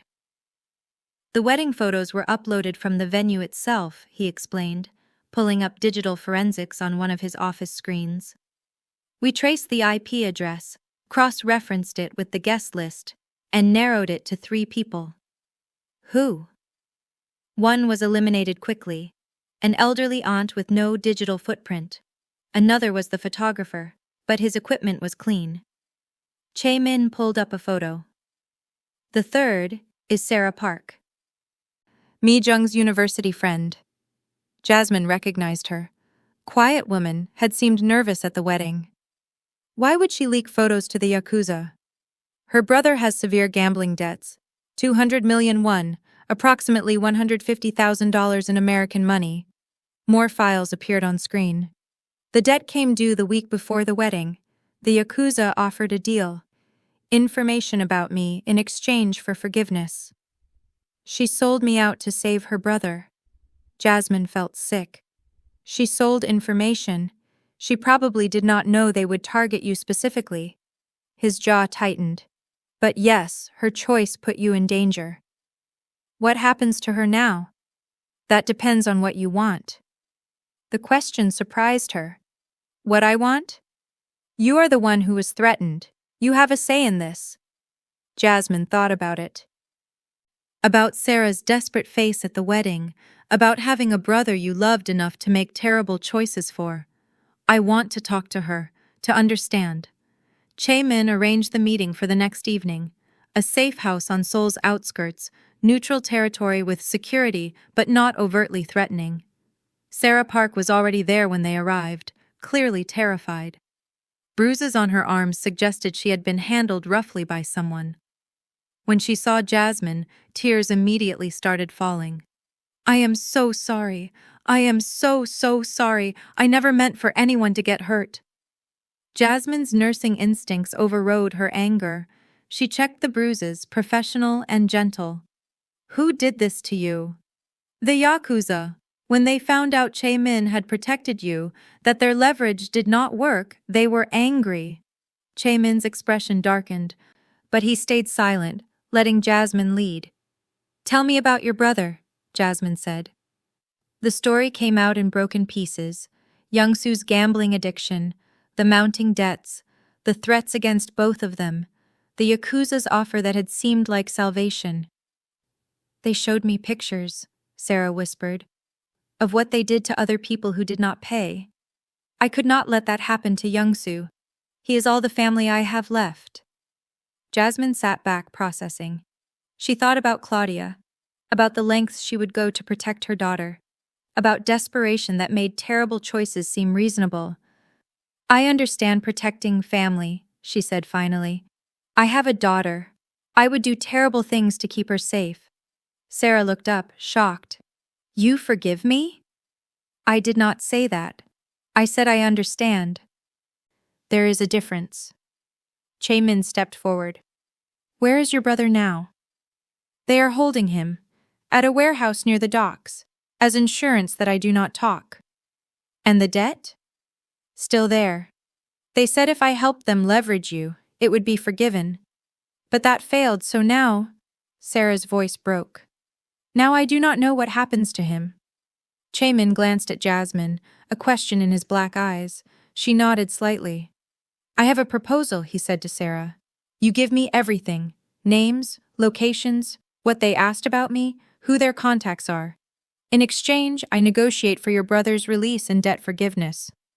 Why would you do that? I betrayed you. Because Jasmine asked me to. He looked at Jasmine with something like wonder. And because she is right. Desperation makes people do things they never imagined. Sarah provided everything. Names, meeting locations, details about Yakuza operations that would prove valuable for negotiation. Her relief was palpable, like confession had lifted a physical weight. As they prepared to leave, Sarah grabbed Jasmine's hand. Thank you. You could have let them kill me. Let them kill Youngsu. Instead, you showed mercy. I showed understanding, Jasmine corrected. Mercy is letting you walk away without consequences. Understanding is acknowledging why you made the choice. Do not confuse them. In the car afterward, Chae-min was quiet. What are you thinking? Jasmine asked. That you are extraordinary. He kept his eyes on the road. Most people in your position would want revenge.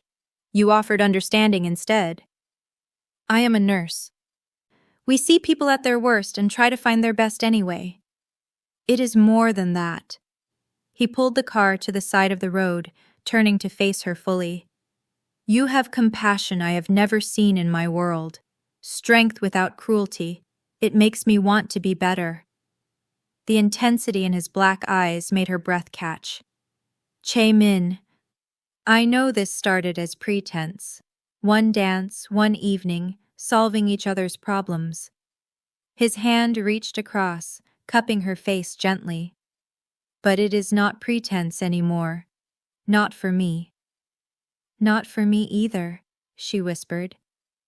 He kissed her then. Not the brief, performative kiss from the wedding, but something real and deep and honest. Jasmine's hands found his shoulders, pulling him closer. 6 years of loneliness and fear and struggling alone pouring into this moment. When they broke apart, both breathing hard, he pressed his forehead to hers.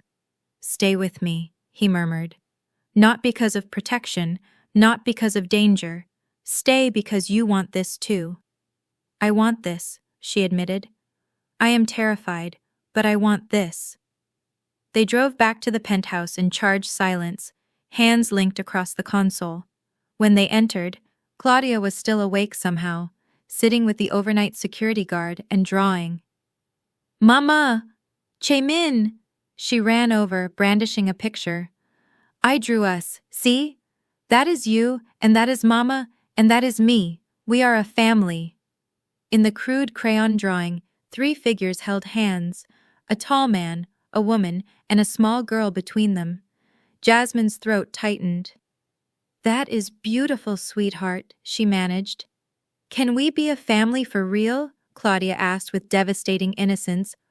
Can Chae-min stay with us forever? The adults exchanged looks over her head.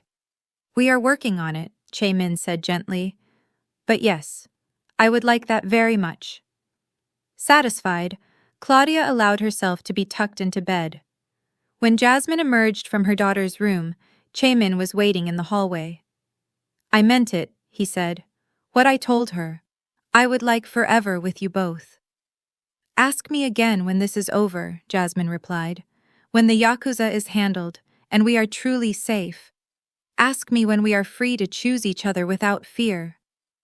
I will ask you every day if that is what it takes." Over the next 3 days, Chaemin's team prepared for confrontation. He explained his strategy to Jasmine in the office, treating her as partner rather than protected civilian.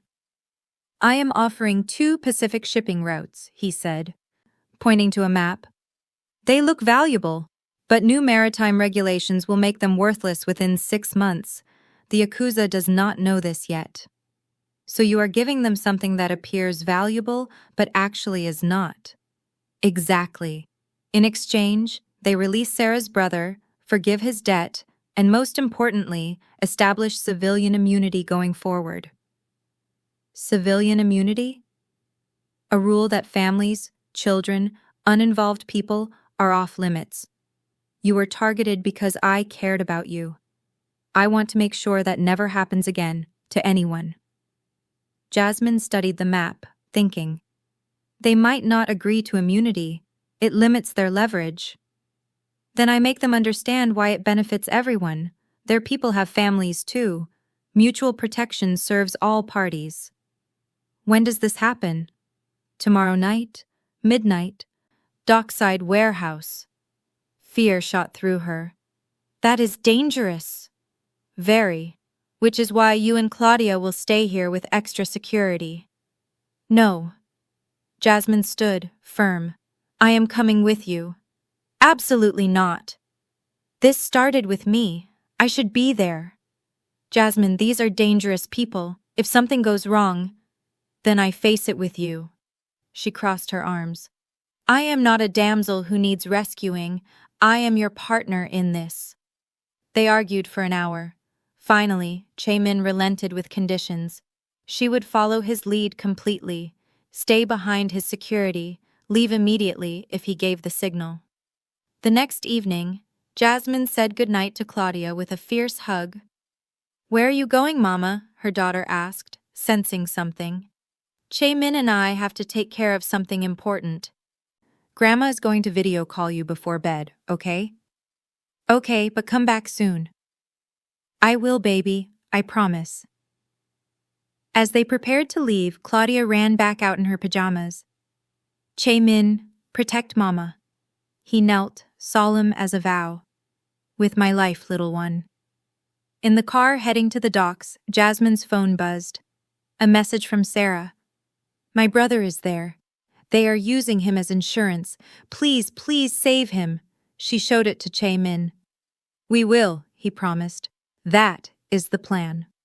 The warehouse district loomed ahead, industrial and dark. This was where everything would be decided. Jasmine thought of Table 18, where this had all started. Of one dance that had spiraled into danger and protection, and something that felt dangerously like love. "Are you ready?" Chaemin asked, his hand finding hers. "No, but let us do this anyway."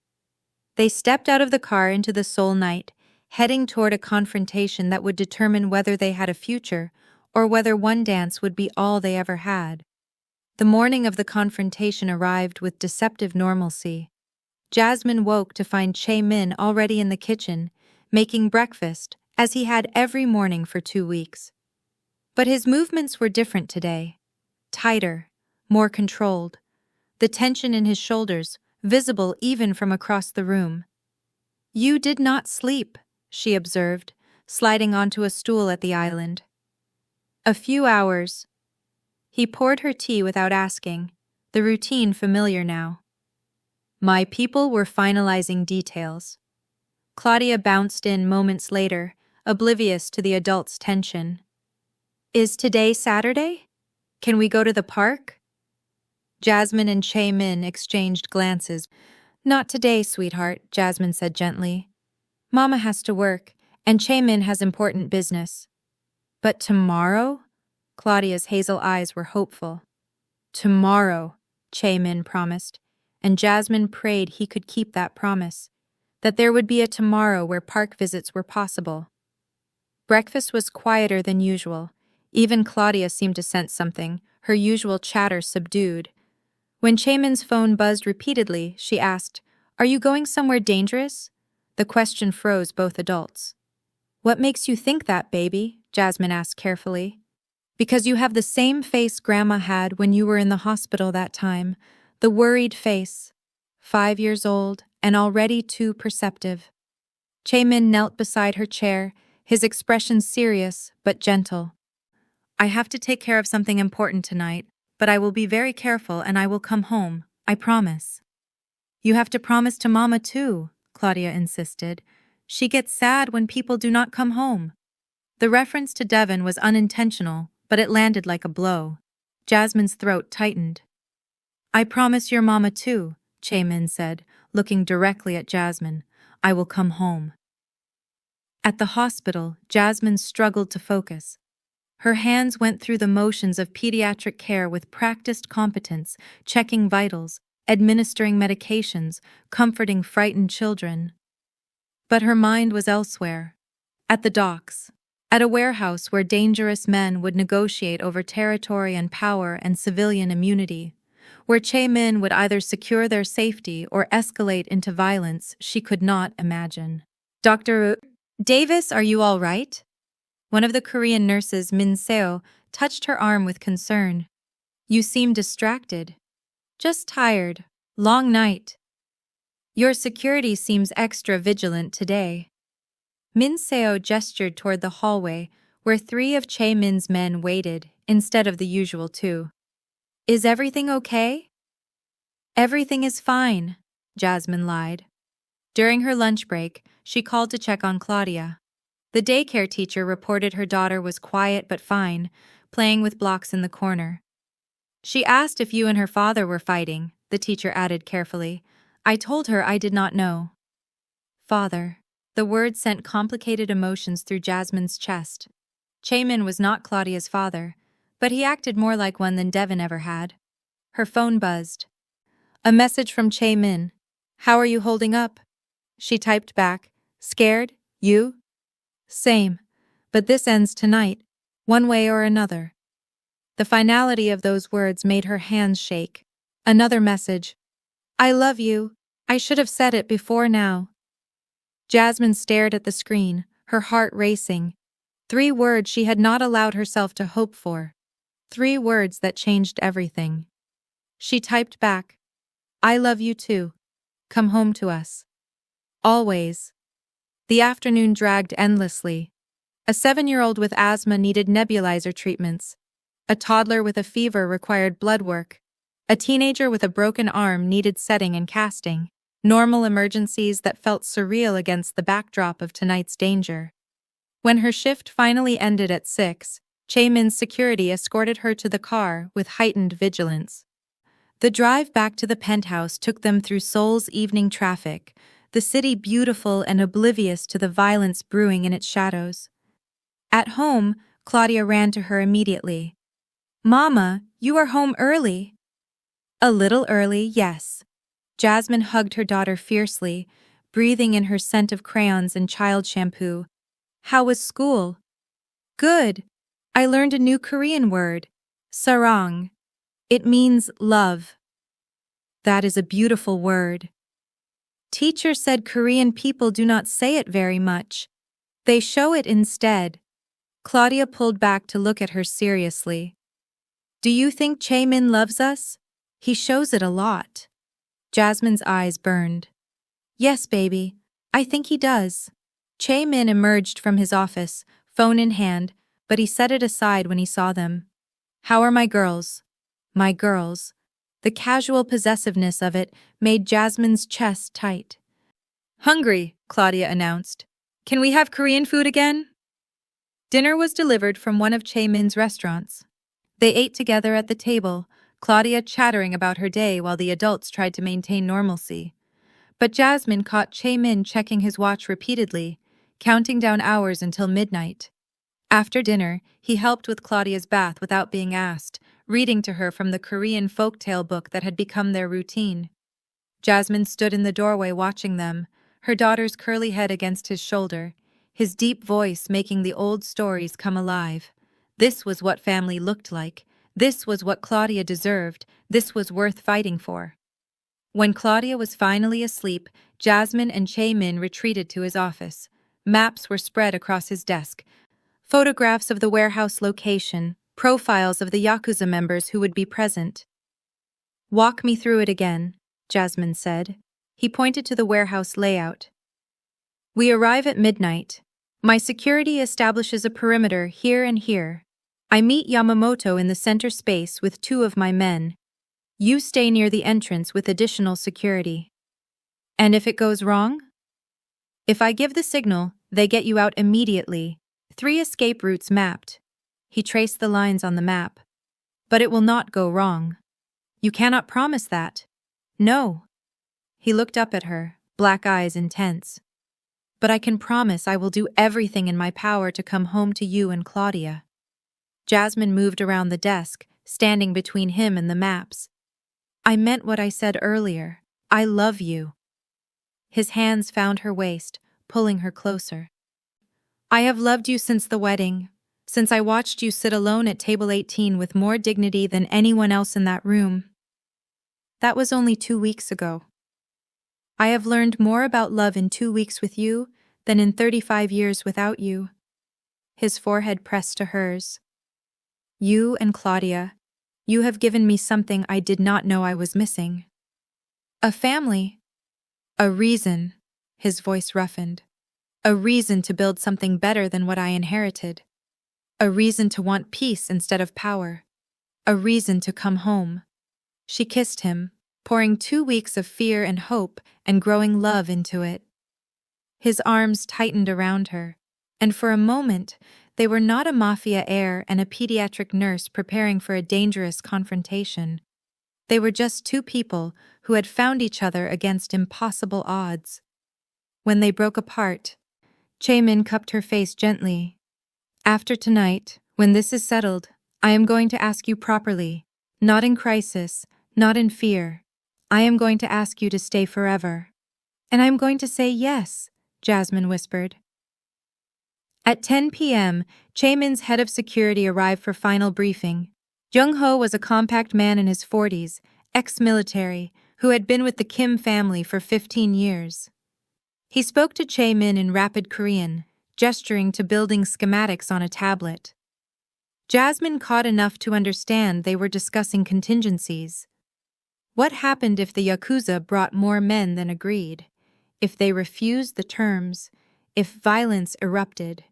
"She should not go," Jung-ho said in English, clearly for Jasmine's benefit. "Too dangerous. Civilians stay home." "She is coming," Chae-min replied firmly. "We have been over this." "Boss, if something happens to her, if they grab her—" "They will not. You will make sure of it." Jung-ho looked at Jasmine with something like respect. "You are either very brave or very foolish, coming to Yakuza negotiation." "Both," she said, echoing what she had told Yamamoto in her mind already. "Probably both." At 11 p.m., they prepared to leave. Jasmine changed into dark jeans and a black shirt, practical clothing that would not restrict movement. She pulled her curly hair back into a tight ponytail, her nursing instincts preparing for potential emergency. Chae-min was checking a concealed weapon, his movements practiced and efficient. Seeing him handle the gun with such familiarity sent a chill through her. This was his world, violence and power and calculated risks. But it was also a world where he read bedtime stories to her daughter and made breakfast every morning and looked at her like she was precious. Both things were true. Both things were him. Before they left, Jasmine checked on Claudia one last time. Her daughter slept peacefully, the nightlight casting soft shadows across her small face. She looked exactly like Jasmine at that age, all curly hair and potential. "Mama loves you," Jasmine whispered, kissing her forehead. "And Chae-min loves you, and we are both coming home." In the hallway, she found Chae-min waiting. He had been saying his own goodbye, she realized, to a child who had become his in all the ways that mattered. "Ready?" he asked quietly. "No, but we are doing this anyway." The convoy consisted of 4 cars this time, Chaemin and Jasmine in the second vehicle, surrounded by security. The drive through Seoul's late-night streets felt surreal. The city was still alive with neon and nightlife, people laughing and drinking and living normal lives. They had no idea that in the warehouse district, their future was being decided. Chaemin held her hand across the console, his thumb tracing circles on her palm. Neither spoke. Words felt inadequate for what lay ahead. As they approached the docks, the city changed. Fewer lights, more shadows. Industrial buildings looming like sleeping giants. The smell of salt water and diesel fuel permeated the air. Jung-ho's voice came through the car's speaker system, speaking Korean. Chaemin responded, his tone clipped and professional. "What did he say?" Jasmine asked. "Yakuza are already here, 5 vehicles. More men than agreed, but within acceptable parameters." He squeezed her hand. "Last chance to stay in the car where it is safer. We are in this together." The convoy pulled to a stop outside a massive warehouse, rusted metal siding, broken windows, the kind of place where official business never happened, but unofficial business thrived. Security exited first, establishing positions. Jung-ho appeared at their door, opening it for Chaemin. "Stay close to me," Chaemin told Jasmine. "Do not leave Jung-ho's side. If I signal, you run. Understood?" "Understood." They stepped out into the night. The air was cold despite August's lingering warmth, carrying the scent of sea and oil and something darker. Danger, maybe. Or just possibility.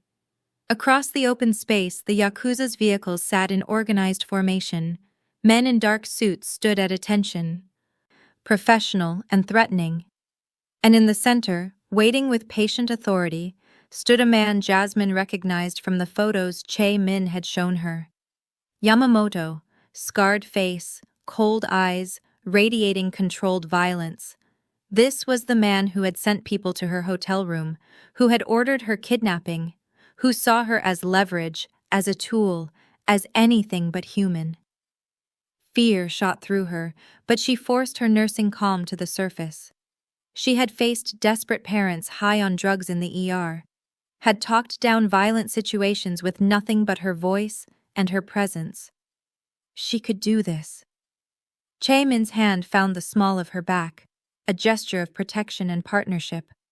Together they walked toward the warehouse entrance, toward a confrontation that would determine everything. Behind them, Jung-ho and 6 security personnel followed in precise formation. Ahead, Yamamoto's men mirrored their approach. In the space between, the future hung suspended. Jasmine thought of Claudia sleeping safely in the penthouse, of the life they were building, of the man beside her who had promised to come home. The warehouse doors opened, revealing a vast empty space lit by harsh industrial lights. The stage was set. "Stay strong," Chaemin murmured in her ear.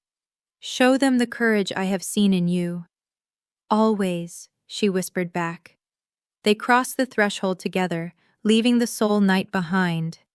Inside, Yamamoto waited, and Jasmine Davis, pediatric nurse and single mother who had once sat invisible at table 18, prepared to face down one of Asia's most dangerous criminal organizations. Not for power, not for territory. For family, for safety, for love, for the right to choose her own future instead of having it dictated by men who saw her as weakness. The warehouse door closed behind them with a sound like finality.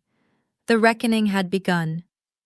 The warehouse interior was exactly as the photographs had shown, but photographs could not capture the atmosphere. The space was vast and mostly empty, concrete floors stained with oil and decades of industrial use. Metal support beams rose like skeletal fingers toward a ceiling lost in shadows. Harsh lights hung at intervals, creating pools of illumination separated by darkness. Their footsteps echoed as they entered. Yamamoto's people were already positioned. 6 men in dark suits stood in a semicircle, professional and threatening. 2 additional figures drew Jasmine's immediate attention. A young man, early 20s, sat in a metal chair with his hands zip-tied behind him. His face was bruised, one eye swollen shut. Even from a distance, Jasmine could see he was trembling. Young-soo, Sarah's brother. And beside him, held firmly by a Yakuza guard, stood Sarah herself. Her face was tear-streaked, her eyes wide with terror when she saw them enter. At the center of it all stood Yamamoto.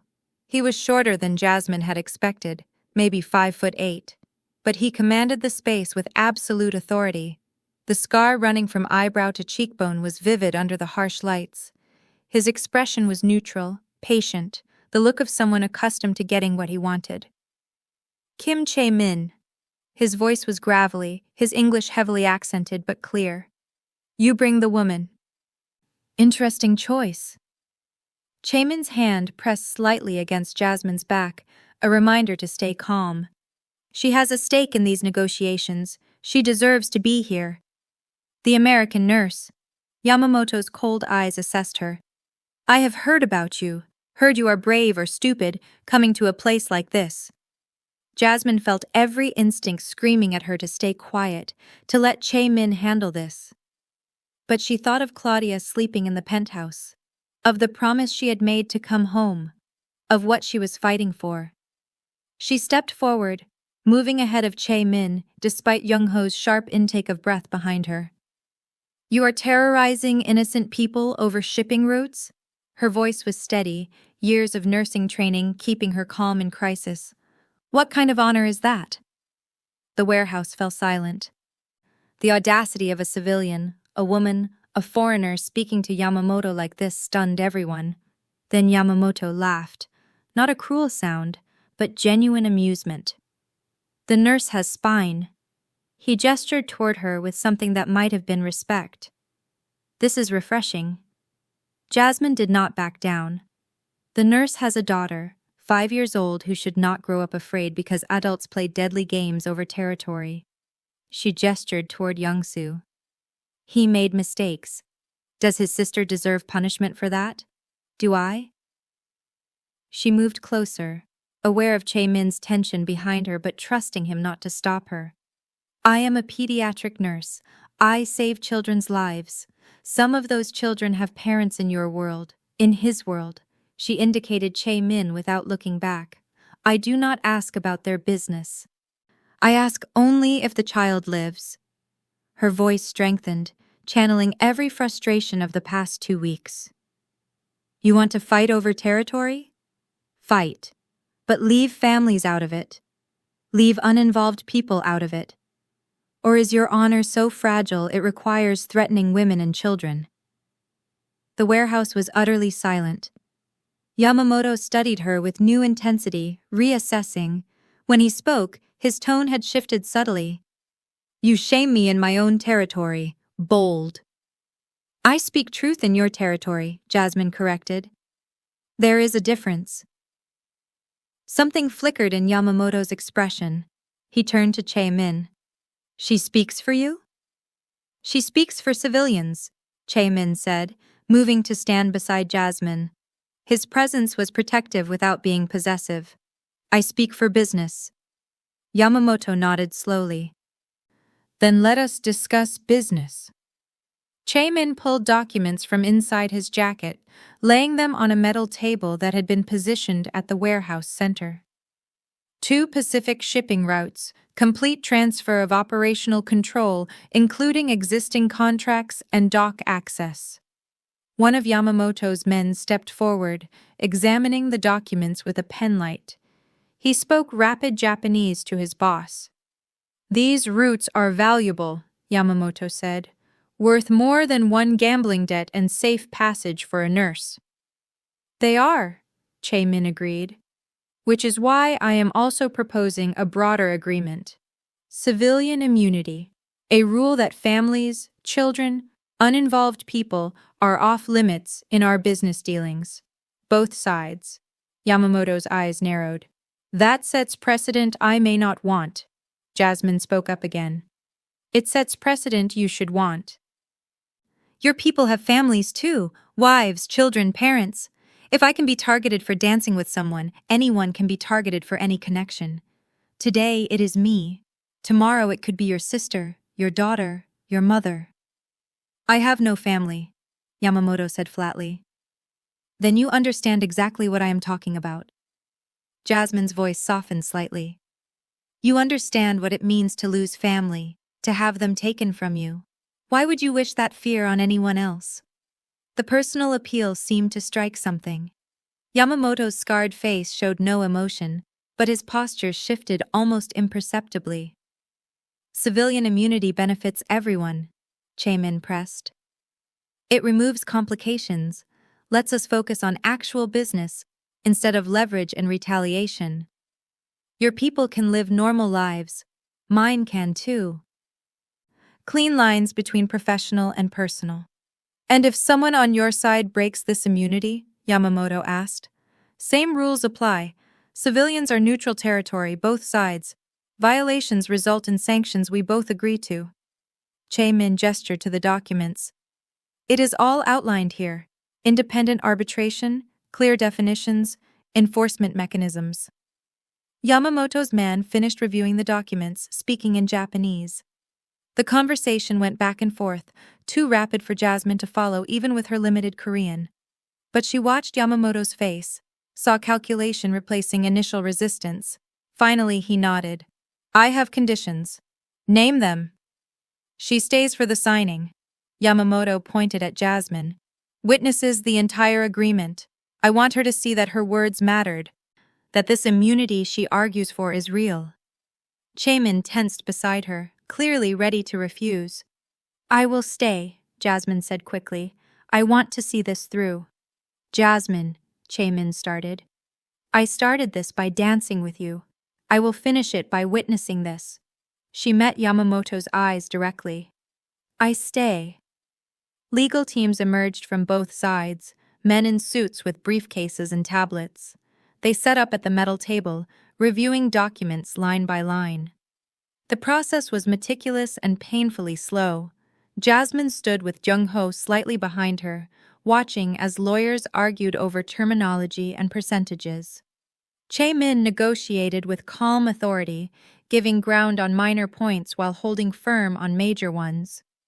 The 2 Pacific routes were transferred, operational details hammered out. Civilian immunity defined with legal precision, immediate family members, romantic partners, children, parents, siblings. Anyone not directly involved in business operations. Violations would result in financial penalties first, then arbitration, then, if necessary, coordinated action from both parties against the offender.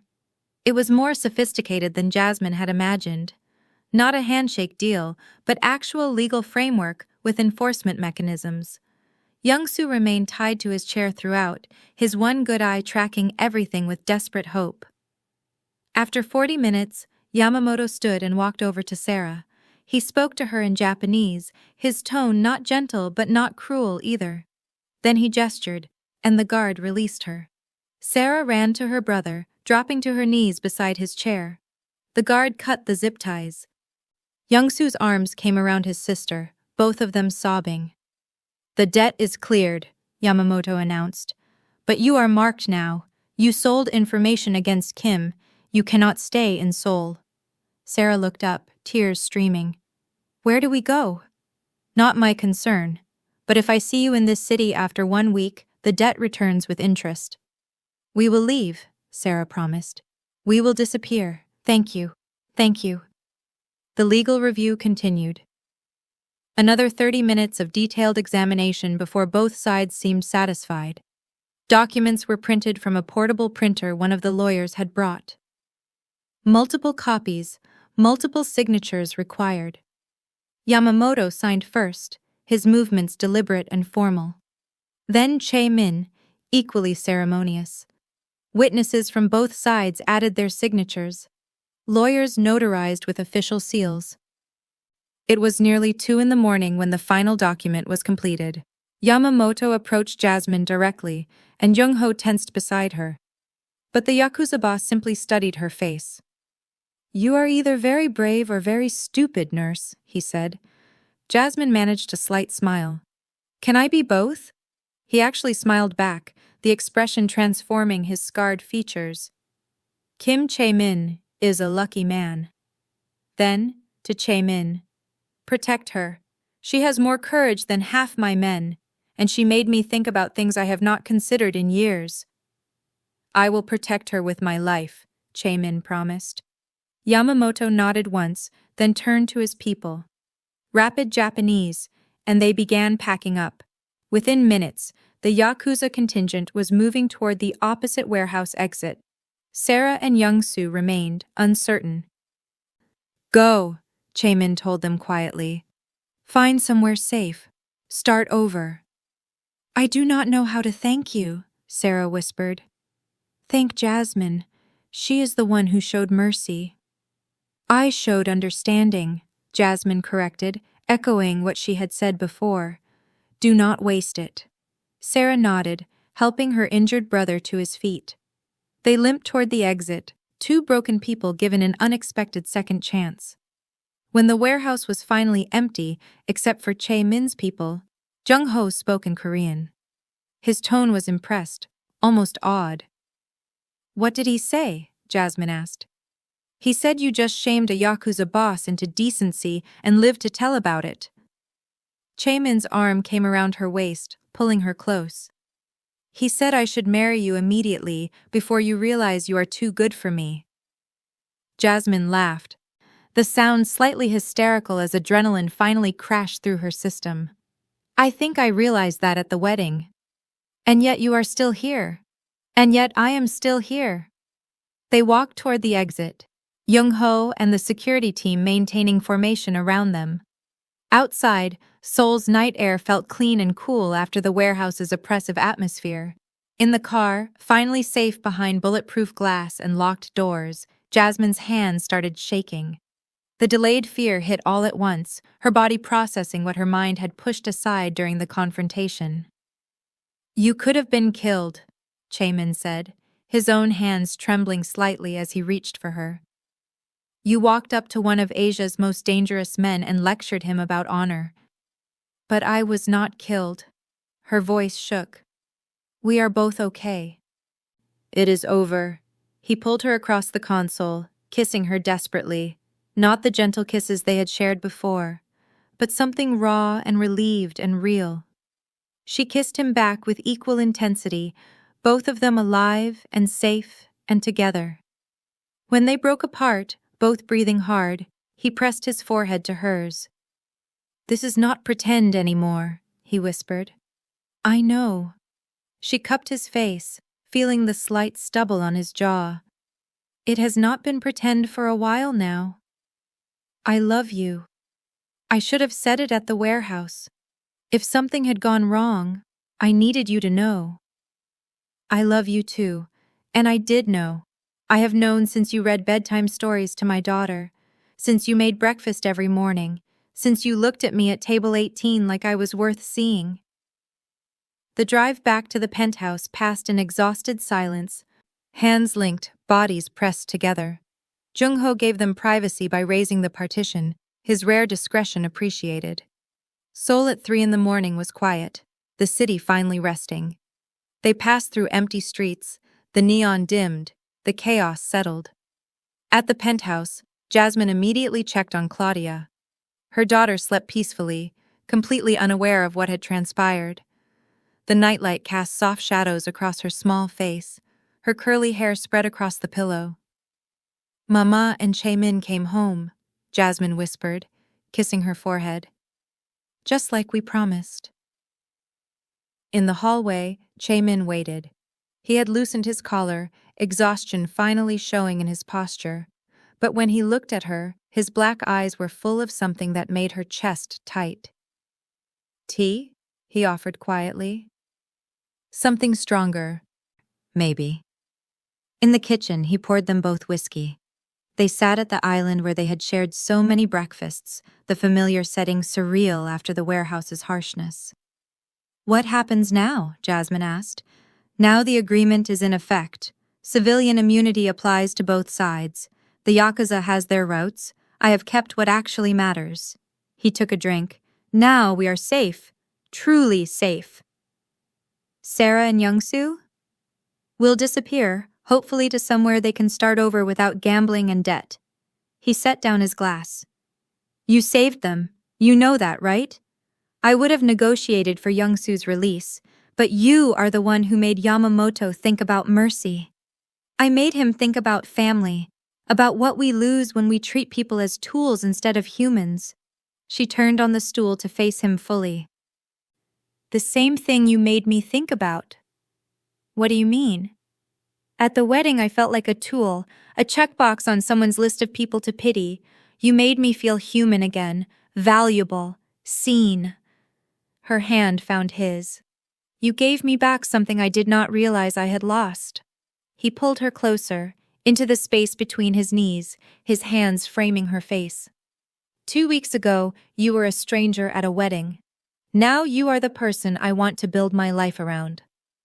2 weeks ago, I was sitting at table 18 feeling invisible. Now I am confronting the Yakuza and living with a man who makes me feel like I matter. You do matter. To me, to Claudia, to yourself, I hope. I am starting to believe that. She kissed him softly. "Thank you for tonight, for letting me be part of it, for not making me stay behind, like fragile thing that needs protection. You are the strongest person I know." His thumb traced her cheekbone. "And the most terrifying when you lecture crime bosses about honor." She laughed, the sound releasing the last of her tension. They sat together in the quiet kitchen, souls sleeping around them, holding each other as the adrenaline faded and exhaustion took its place. "Ask me," Jasmine said finally. "Ask you what?" "What you promised. To ask me properly when we were free and safe. We are both now."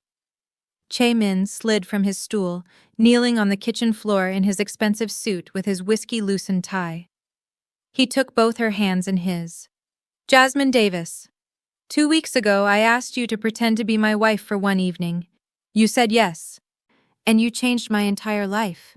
His voice was steady, despite the emotion in his black eyes. "Now, I am asking you to be my wife for real, for all evenings and all days, to build a family with me, to let me love you and Claudia for as long as you will have me."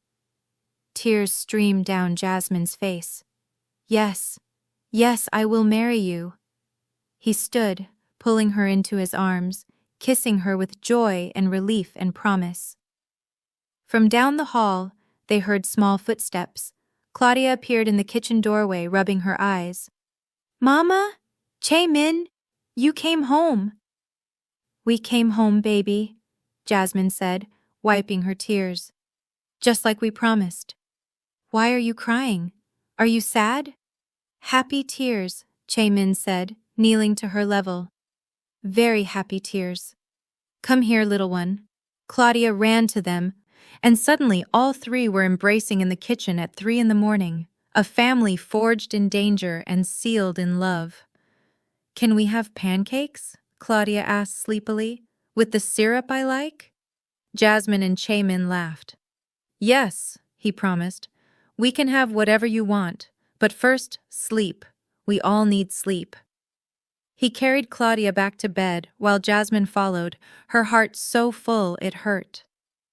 When their daughter was tucked in again, they stood in the doorway together, watching her settle. "Thank you," Jasmine whispered. "For what?"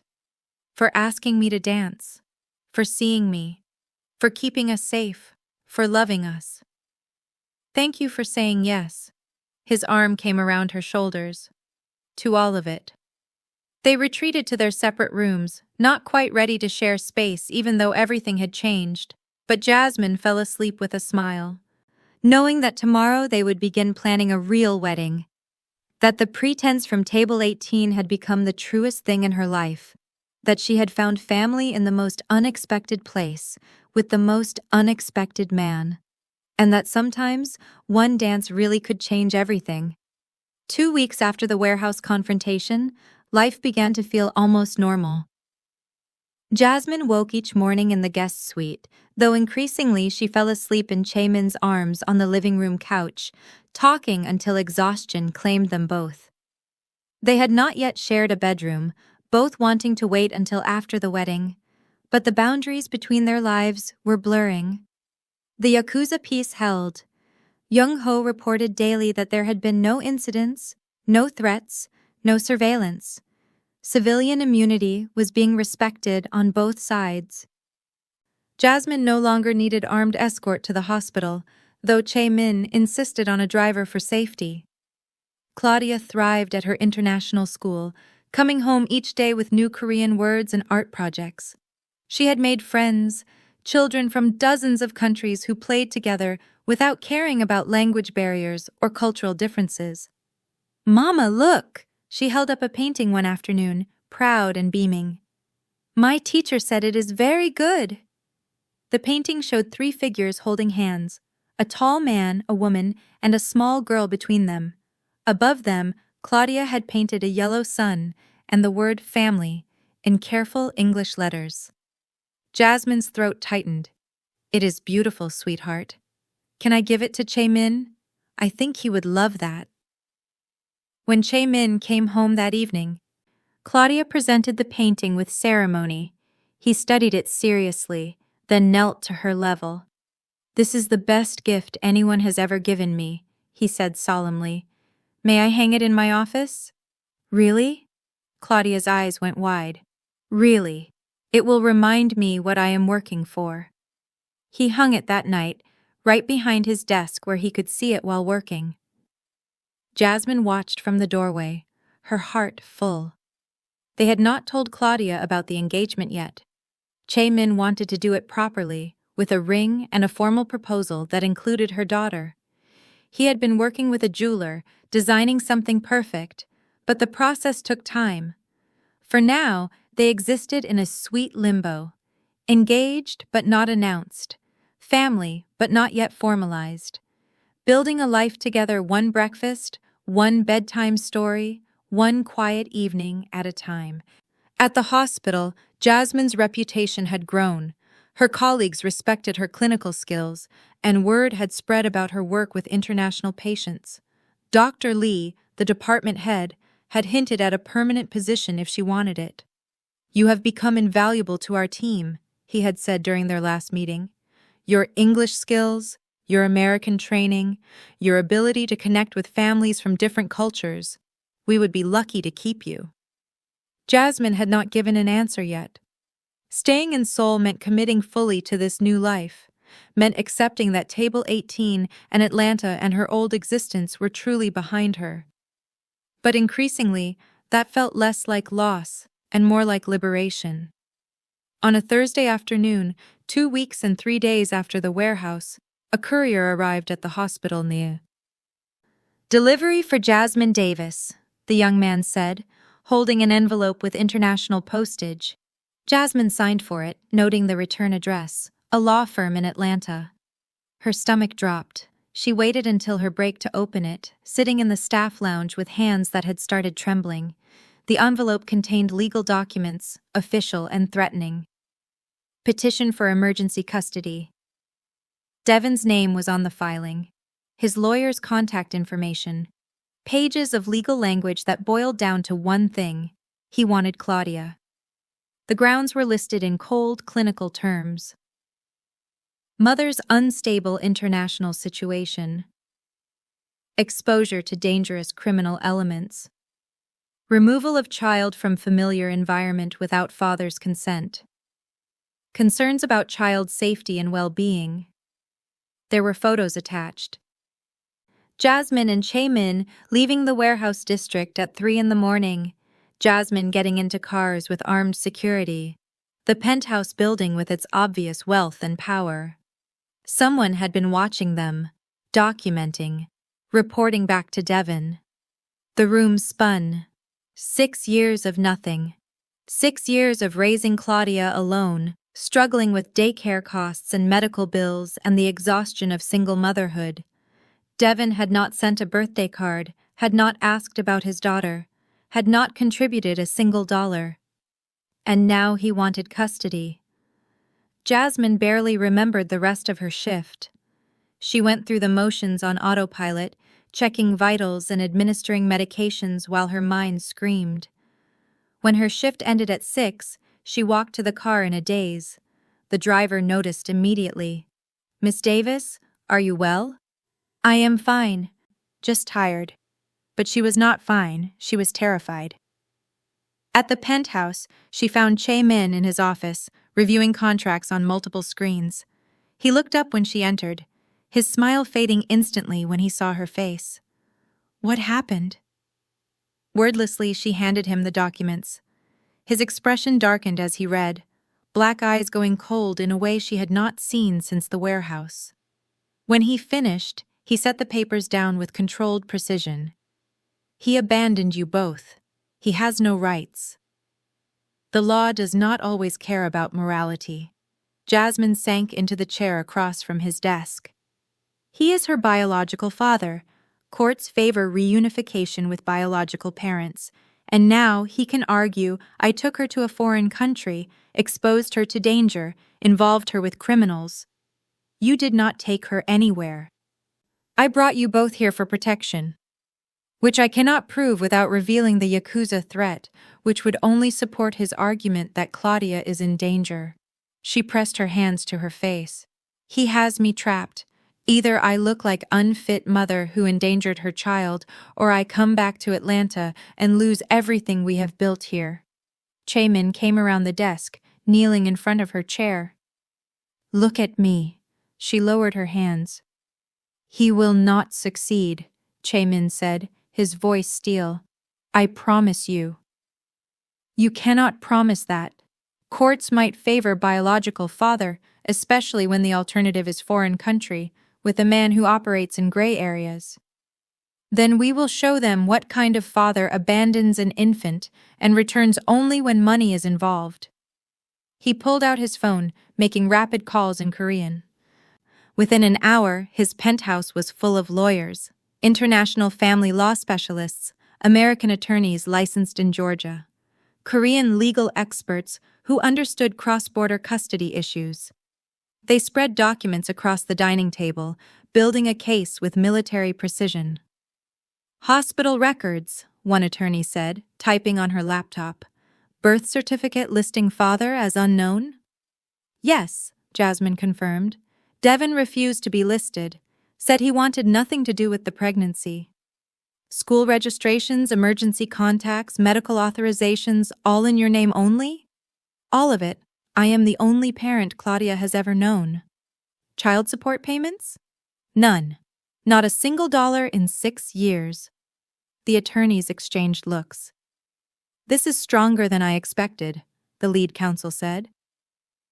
"No judge will look favorably on a father who had zero contact suddenly demanding custody." "But he is demanding it," Jasmine said. "Why now? Why after all this time?" Che-min's head of security, Jung-ho, entered with a tablet. He spoke in Korean to Che-min, showing him something on the screen. "What is it?" Jasmine asked. "Devin's financial records." Che-min's jaw tightened. "He recently divorced, paying significant alimony. His business is struggling, and he saw photos of you with me, saw the penthouse, saw the obvious wealth." Understanding crashed over her. "He thinks I landed money. He wants a piece of it." "Exactly. This is not about Claudia. This is extortion using your daughter as leverage." The cruelty of it made her sick, but it also made her angry. Over the next 2 days, the legal team prepared their case. 6 years of documented abandonment. Text messages Jasmine had sent to Devin's old number, all unread. Birthday cards she had written but never sent because she had no address for him. A journal she had kept of Claudia's milestones, none of which Devin had witnessed. The evidence was overwhelming. On Saturday morning, Devin's lawyer requested a video conference. Che-min set it up in his office, the legal team present but off camera. When Devon's face appeared on screen, Jasmine's stomach twisted. He looked older, his hairline receding, his face showing the wear of stress and poor choices. But his smile was the same, that boyish charm that had once fooled her. "Jess, you look good. Soul is treating you well." She kept her voice cold, professional. "What do you want, Devon?" "I want to be part of my daughter's life." "Is that so wrong?" "After 6 years of nothing? Yes, it is wrong. I was young, scared, I made mistakes." His tone was reasonable, practiced. "But I have grown up now. I am ready to be a father." "You gave up that right when you walked away." "The law might see it differently." His smile turned sharp. "Courts will want to know why you took my daughter to a foreign country without my consent, why you are living with a Korean criminal, what kind of danger you have exposed her to." Chae-min leaned into frame, his presence immediately shifting the dynamic. "Devon, I am Kim Chae-min." Devon's confidence faltered slightly. "The boyfriend." "Partner," Chae-min corrected, "and you will not extort Jasmine or threaten her child." "I am not extorting anyone. I am exercising my parental rights." One of Chae-min's attorneys appeared on camera, a severe woman in her 50s. "Mr. Devon Walker, I am Attorney Kang, representing Ms. Davis. We have reviewed your custody petition. We find it without merit." "You cannot determine that." "We have 6 years of documentation showing complete abandonment. Hospital records listing father as unknown. School emergency forms with your number that you never answered. 0 child support payments. 0 contact attempts." She slid a document in front of the camera. "We are prepared to file countersuit for $97,000 in unpaid child support, calculated with interest." Devon paled. "I did not know I was supposed to pay." "Ignorance is not defense. You are listed on the amended birth certificate. You were served notice when Claudia was 6 months old. You ignored it." His lawyer, a younger man who looked uncomfortable, leaned in to whisper something. Devon's expression shifted from confident to worried. "Look, maybe we can work something out," Devon said. "I do not want to drag this through courts. Bad for everyone, especially Claudia." "What do you want?" Jasmine asked, though she already knew. 500,000. Call it back child support, settlement, whatever. You drop the custody threat, I drop mine. Clean break." The number stole her breath. $500,000. "You are extorting me using our daughter." "I am negotiating a settlement." His smile returned. "You have money now. Your rich boyfriend can afford it. Pay me, and I disappear. Refuse, and we go to court. International custody battle. Questions about your judgment, about the danger you put Claudia in, about your Korean criminal boyfriend." Jasmine started to respond, but Chae-min's hand on her shoulder stopped her. "You have 2 choices," Chae-min said, his voice deadly calm. "Option 1, you sign away all parental rights immediately. No financial obligation on either side. Clean break, as you said. Jasmine and Claudia never hear from you again." "And if I refuse?" "Option 2, we go to court. My legal team will bury you. 97,000 in back support is just the start. We will audit your finances, expose your failed business, your divorce settlement, your debts. We will document every missed birthday, every ignored milestone, every way you failed your daughter. And when the judge rules against you, which they will, you will still owe the support with additional penalties." Devon's lawyer was typing frantically on his laptop. He showed something to Devon, whose face went white. "You cannot prove all that." Attorney Kang smiled without warmth. "We already have. Hospital records from Claudia's birth showing Ms. Davis alone. Phone records proving 0 contact. School records with your number listed as emergency contact, never answered in 5 years. Documentation of Ms. Davis's employment history showing she worked 2 jobs to support your daughter while you lived comfortably. Shall I continue?" The silence stretched. Devon looked trapped, his bravado crumbling. How do I know you will not come after me later for support? He finally asked. Because it will be legally binding, Attorney Kang replied. Termination of parental rights means termination of all obligations, both ways. You will not owe support, but you will have no rights to Claudia, no visitation, no contact, no claim on her future. You will be a stranger to her legally. Devon's lawyer requested a private sidebar. The screen showed them in muted conversation, the lawyer clearly advising, Devon clearly resisting. Finally, Devon returned. Fine, I will sign, but I want it done quickly, today. Documents will be ready within the hour, Attorney Kang said. Digital signature acceptable. We will file with both Korean and American courts. Irrevocable. The lawyers handled the rest with efficient brutality. Documents appeared on screen. Devon signed, his electronic signature binding and permanent. His lawyer notarized. The whole process took 90 minutes. Devon's last words, right before the call disconnected, were quiet and bitter. You always were too good for me anyway, Jess. Then the screen went dark.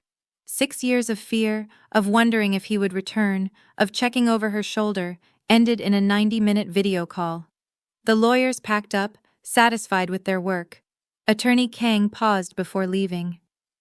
Ms. Davis, you are good mother. Do not let anyone, especially not him, make you doubt that. When they were finally alone, Jasmine sat on the couch, numb. He is gone, Chae-min said gently, sitting beside her. He cannot hurt you or Claudia again. The tears came then.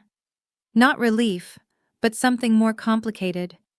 Grief for the father Claudia would never have. Anger at years wasted fearing this moment. Exhaustion from fighting so hard for so long. What if I'm not enough for her? She whispered. What if she grows up asking about the father I kept away?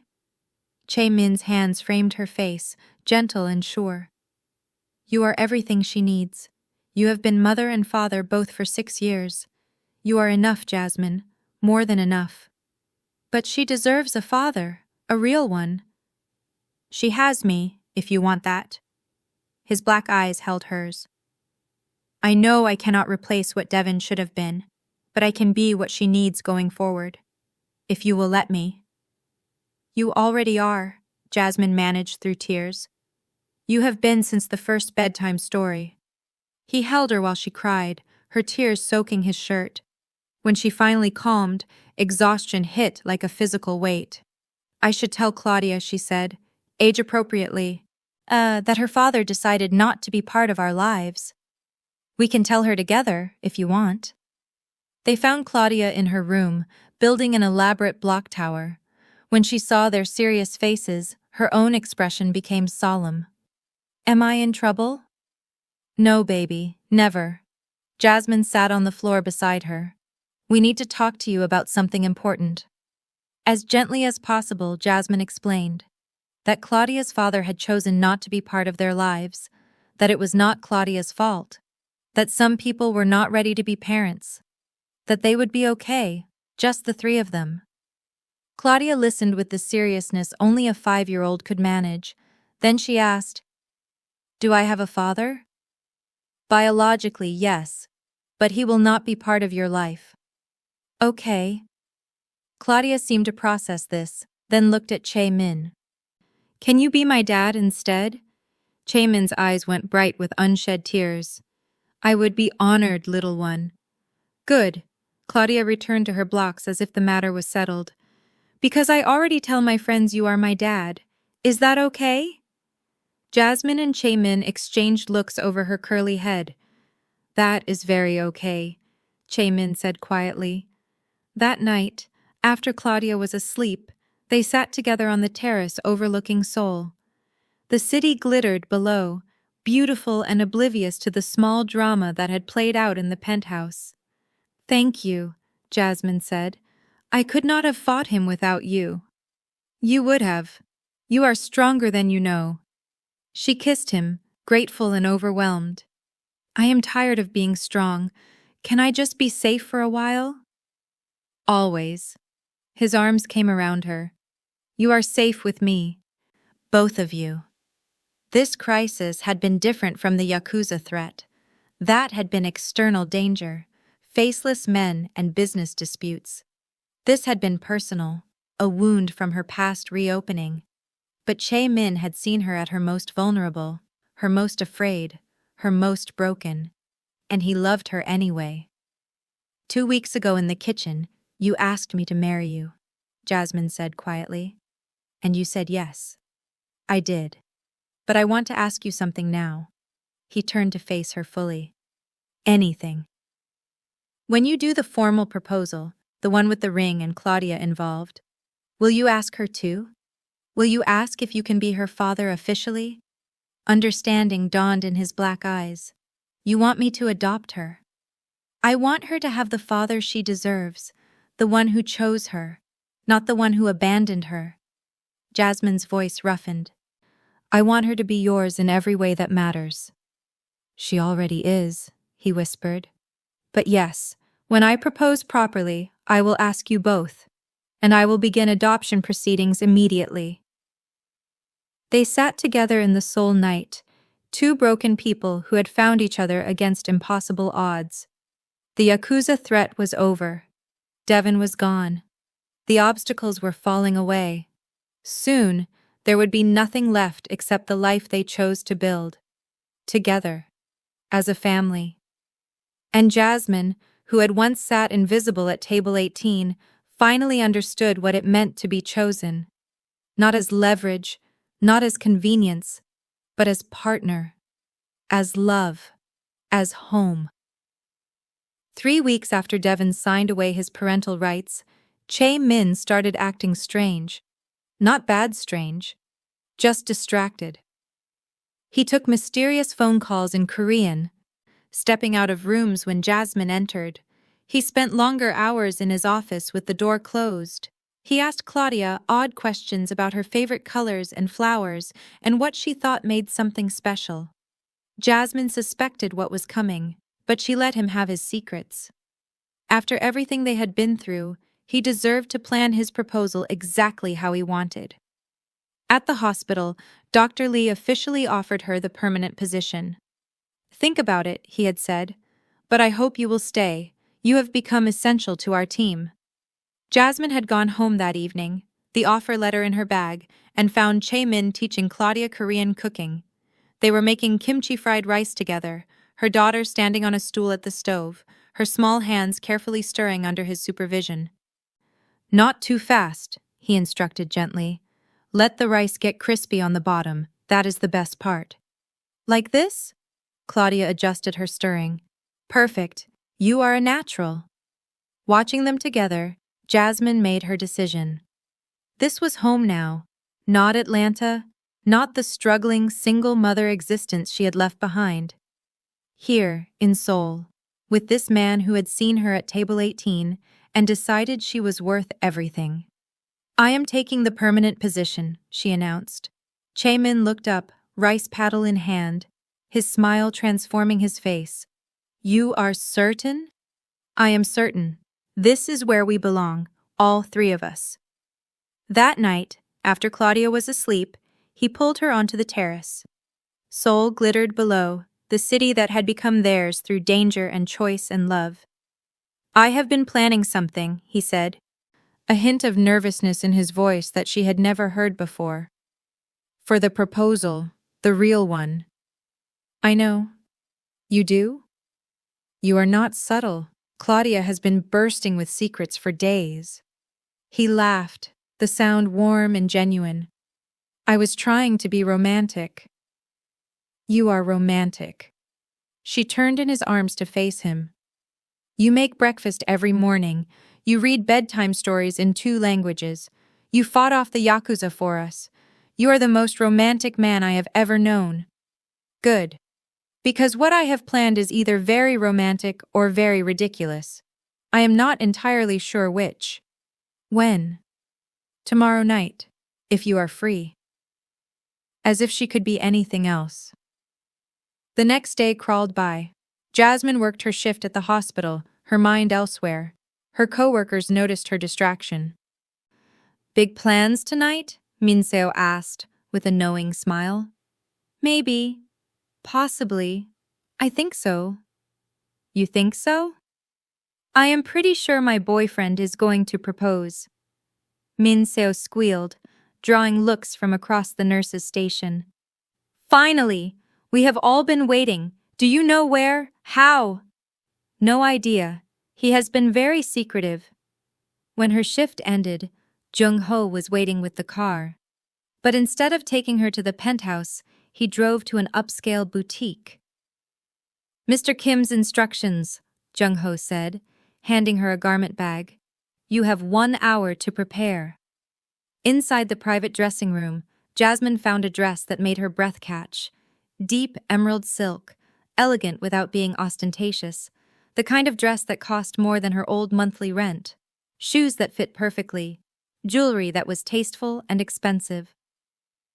A note in Chae-min's handwriting. Wear this if you like, but you are beautiful in anything. See. She emerged an hour later, feeling like someone from a dream. The boutique stylist had touched up her makeup, left her curly black hair down in glossy spirals, made her look like the kind of woman who belonged with a man like Kim Chae-min. Jung-ho's expression when he saw her was almost comical. Miss Davis, you look... different? Like a queen. The drive took them to a part of Seoul she had not visited before. Upscale residential area, buildings that whispered old money and established power. They stopped at a high-rise, different from Chae-min's penthouse but equally impressive. Jung-ho escorted her to a private elevator. Top floor, he is waiting. The elevator rose smoothly, her reflection multiplying in the mirrored walls.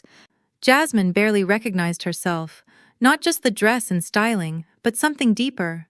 She carried herself differently now, stronger, more certain. The woman who had sat alone at table 18 felt like a stranger. The elevator opened onto a rooftop garden that stole her breath. Lights were strung everywhere, tiny stars creating a canopy of illumination. Flowers bloomed in carefully tended beds, their colors vivid even in the evening light. A small table was set in the center, intimate and perfect.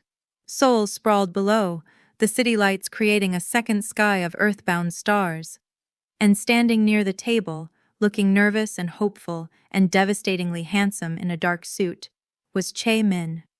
Beside him, practically vibrating with excitement in a white dress that matched her mother's elegance, stood Claudia. Mama, her daughter ran forward. You look like a princess. You look like a princess, Jasmine countered, kneeling carefully in her dress to hug her. What is all this? It is a surprise. I helped plan it. I picked the flowers and everything. Chae-min approached, his black eyes full of an emotion that made Jasmine's chest tight. You are beautiful. You did all this. Claudia helped. She had very specific opinions about which flowers and how many lights. He offered his arm. Will you join us for dinner? The meal was perfect. Food from Chae-min's best restaurant prepared by chefs who understood that this was important. But Jasmine barely tasted it, too aware of the anticipation building, of Claudia's barely contained excitement, of Chae-min's nervous energy.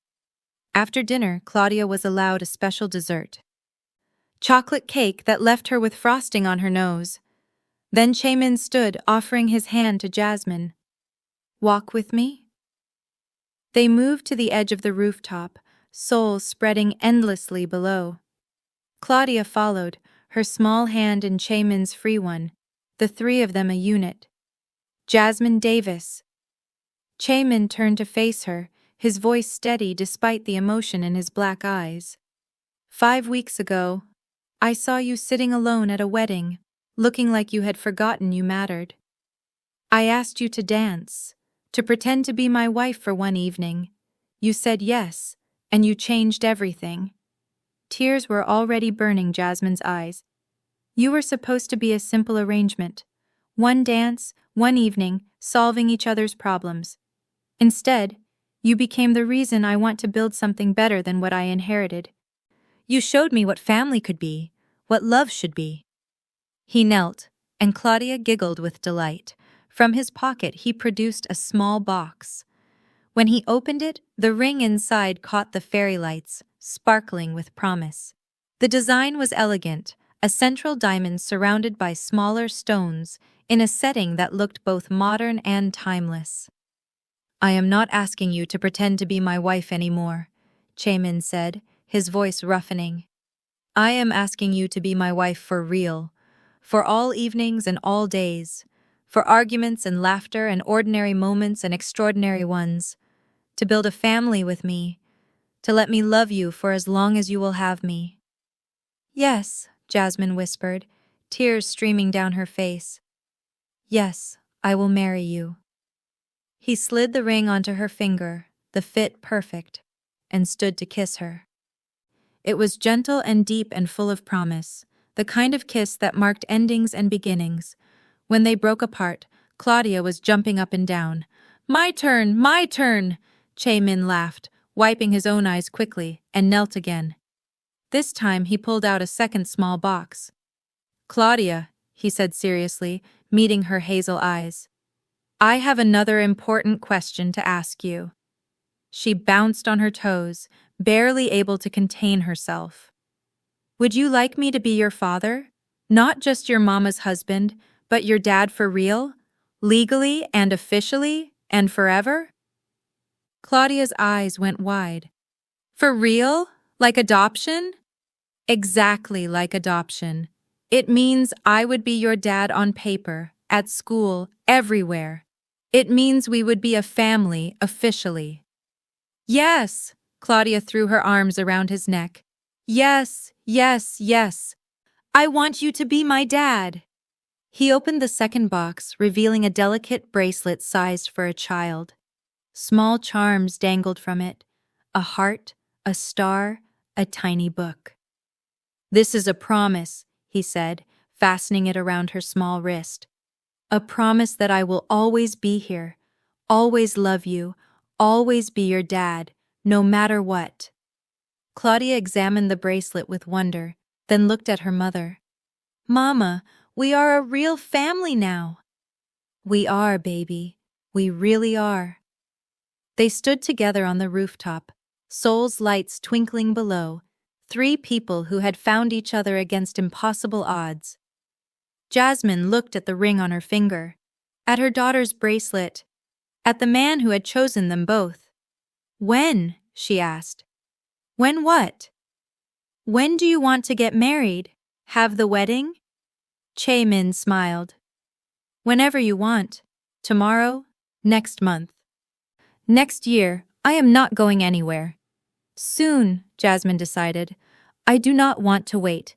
We have already wasted enough time pretending. I want the real thing." Over the next month, wedding planning consumed them. Mi Jung, delighted to hear the news, insisted on helping. "You met at my wedding. I have to be part of yours." They decided on something small and intimate. Just close friends and family in a private garden ceremony.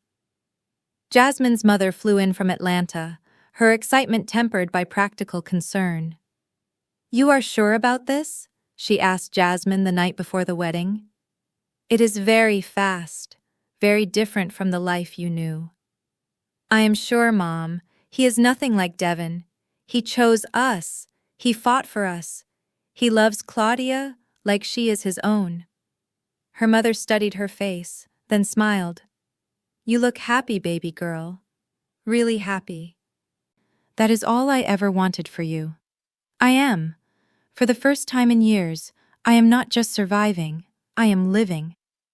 The ceremony took place in a private garden owned by one of Chaemin's hotels. Autumn had arrived, painting Seoul in golds and reds. The guest list was deliberately small. Jasmine's mother, Mi Jung, and her husband, a few of Chaemin's trusted associates, and Claudia's new school friends with their parents. Jasmine wore white, a simple dress that felt like her. Her curly black hair was arranged in elegant spirals, her hazel eyes bright with joy.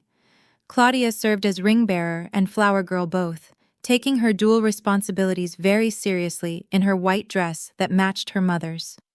When Jasmine walked down the makeshift aisle, Chaemin's expression made her chest tight. He looked at her like she was the only thing in the world that mattered. The ceremony was brief and bilingual, conducted in both English and Korean.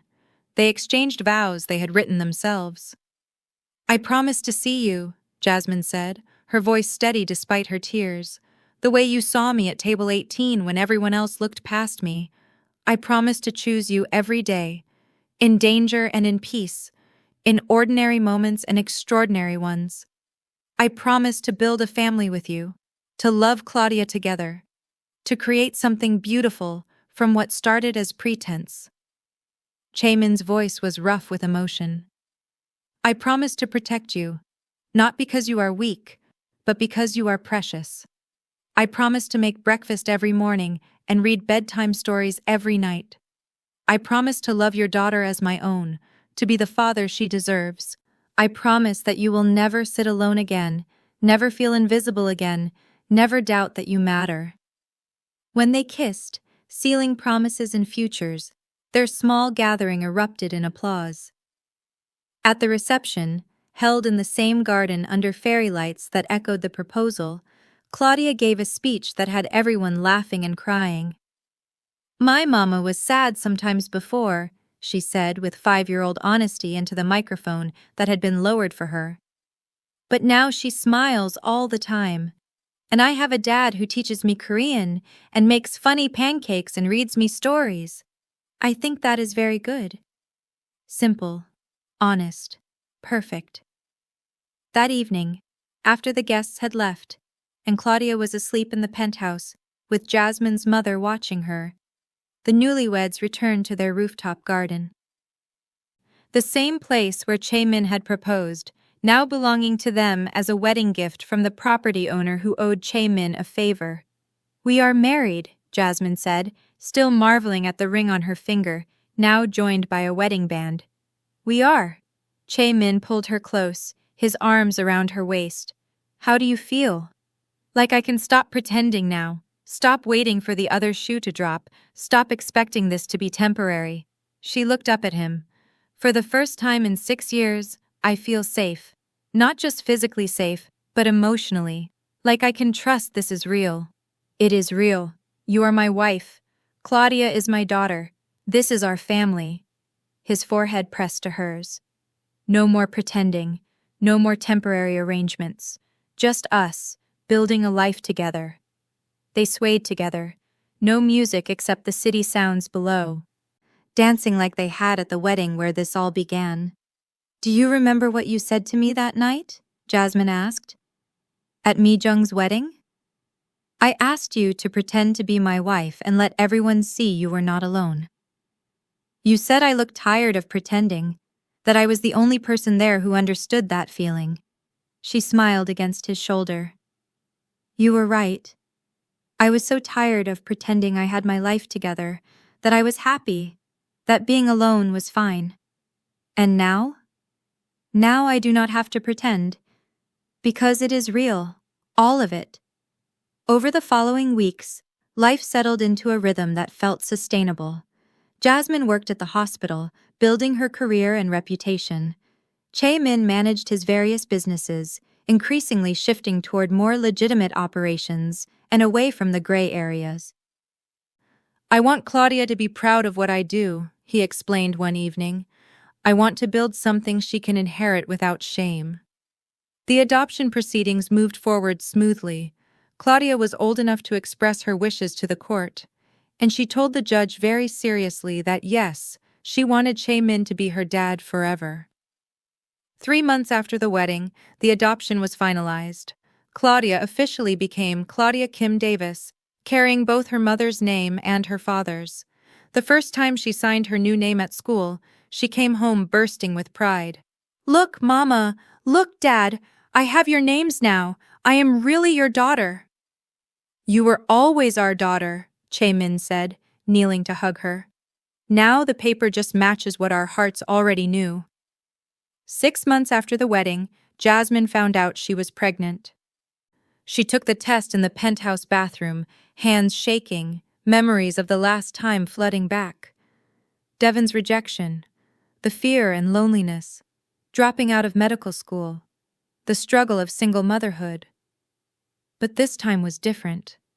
This time, when she showed Chae-min the positive test, he pulled her into his arms and cried with joy. "We are having a baby," he whispered against her hair. "Our baby. Are you happy?" "I am terrified and ecstatic and so grateful I can barely breathe." He pulled back to look at her. "How are you?" "The same, but mostly happy. Because this time, I am not alone. This time, I have you." They told Claudia that evening. Her reaction was immediate and enthusiastic. "A baby? I am going to be a big sister?" She started bouncing. "Can I teach them Korean and read them stories? And show them how to draw?" "You can teach them everything," Jasmine promised. That night, lying in bed with Chae-min's hand on her still flat stomach, Jasmine thought about the journey. From table 18 to this moment. From invisible and pitied to seen and loved. From struggling alone to building a family. "What are you thinking?" Chae-min asked quietly. "That I should write Mi-jung a thank you note for inviting me to her wedding." He laughed softly. "Because we met there? Because everything started there.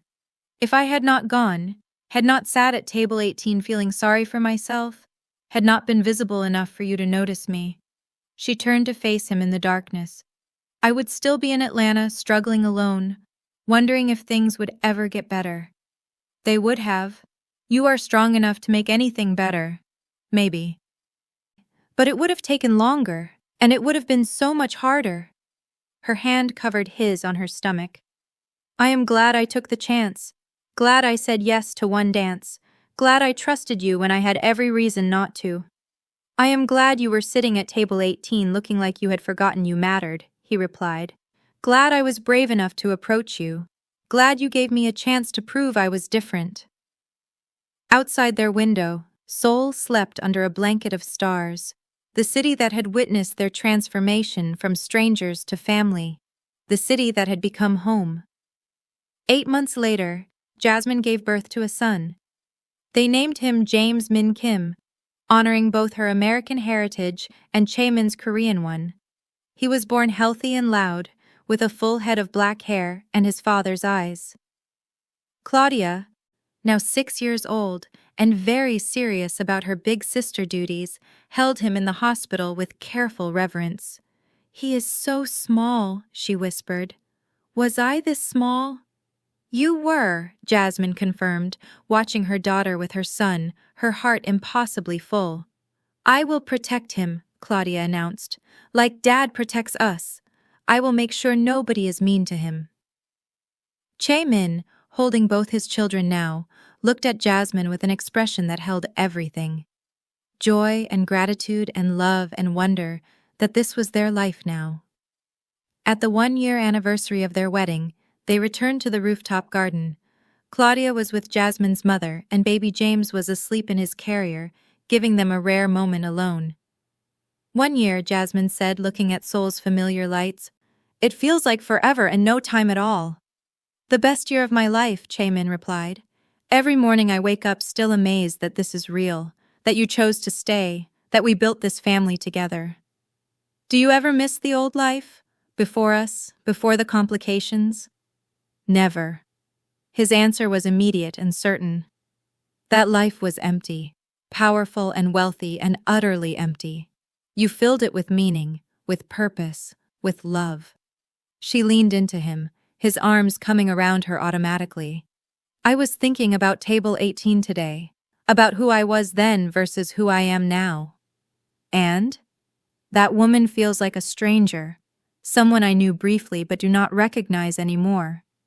She turned in his arms. "You told me at the wedding that I looked like I had forgotten I mattered. You were right, I had forgotten. Or maybe I never really knew. And now? Now I know.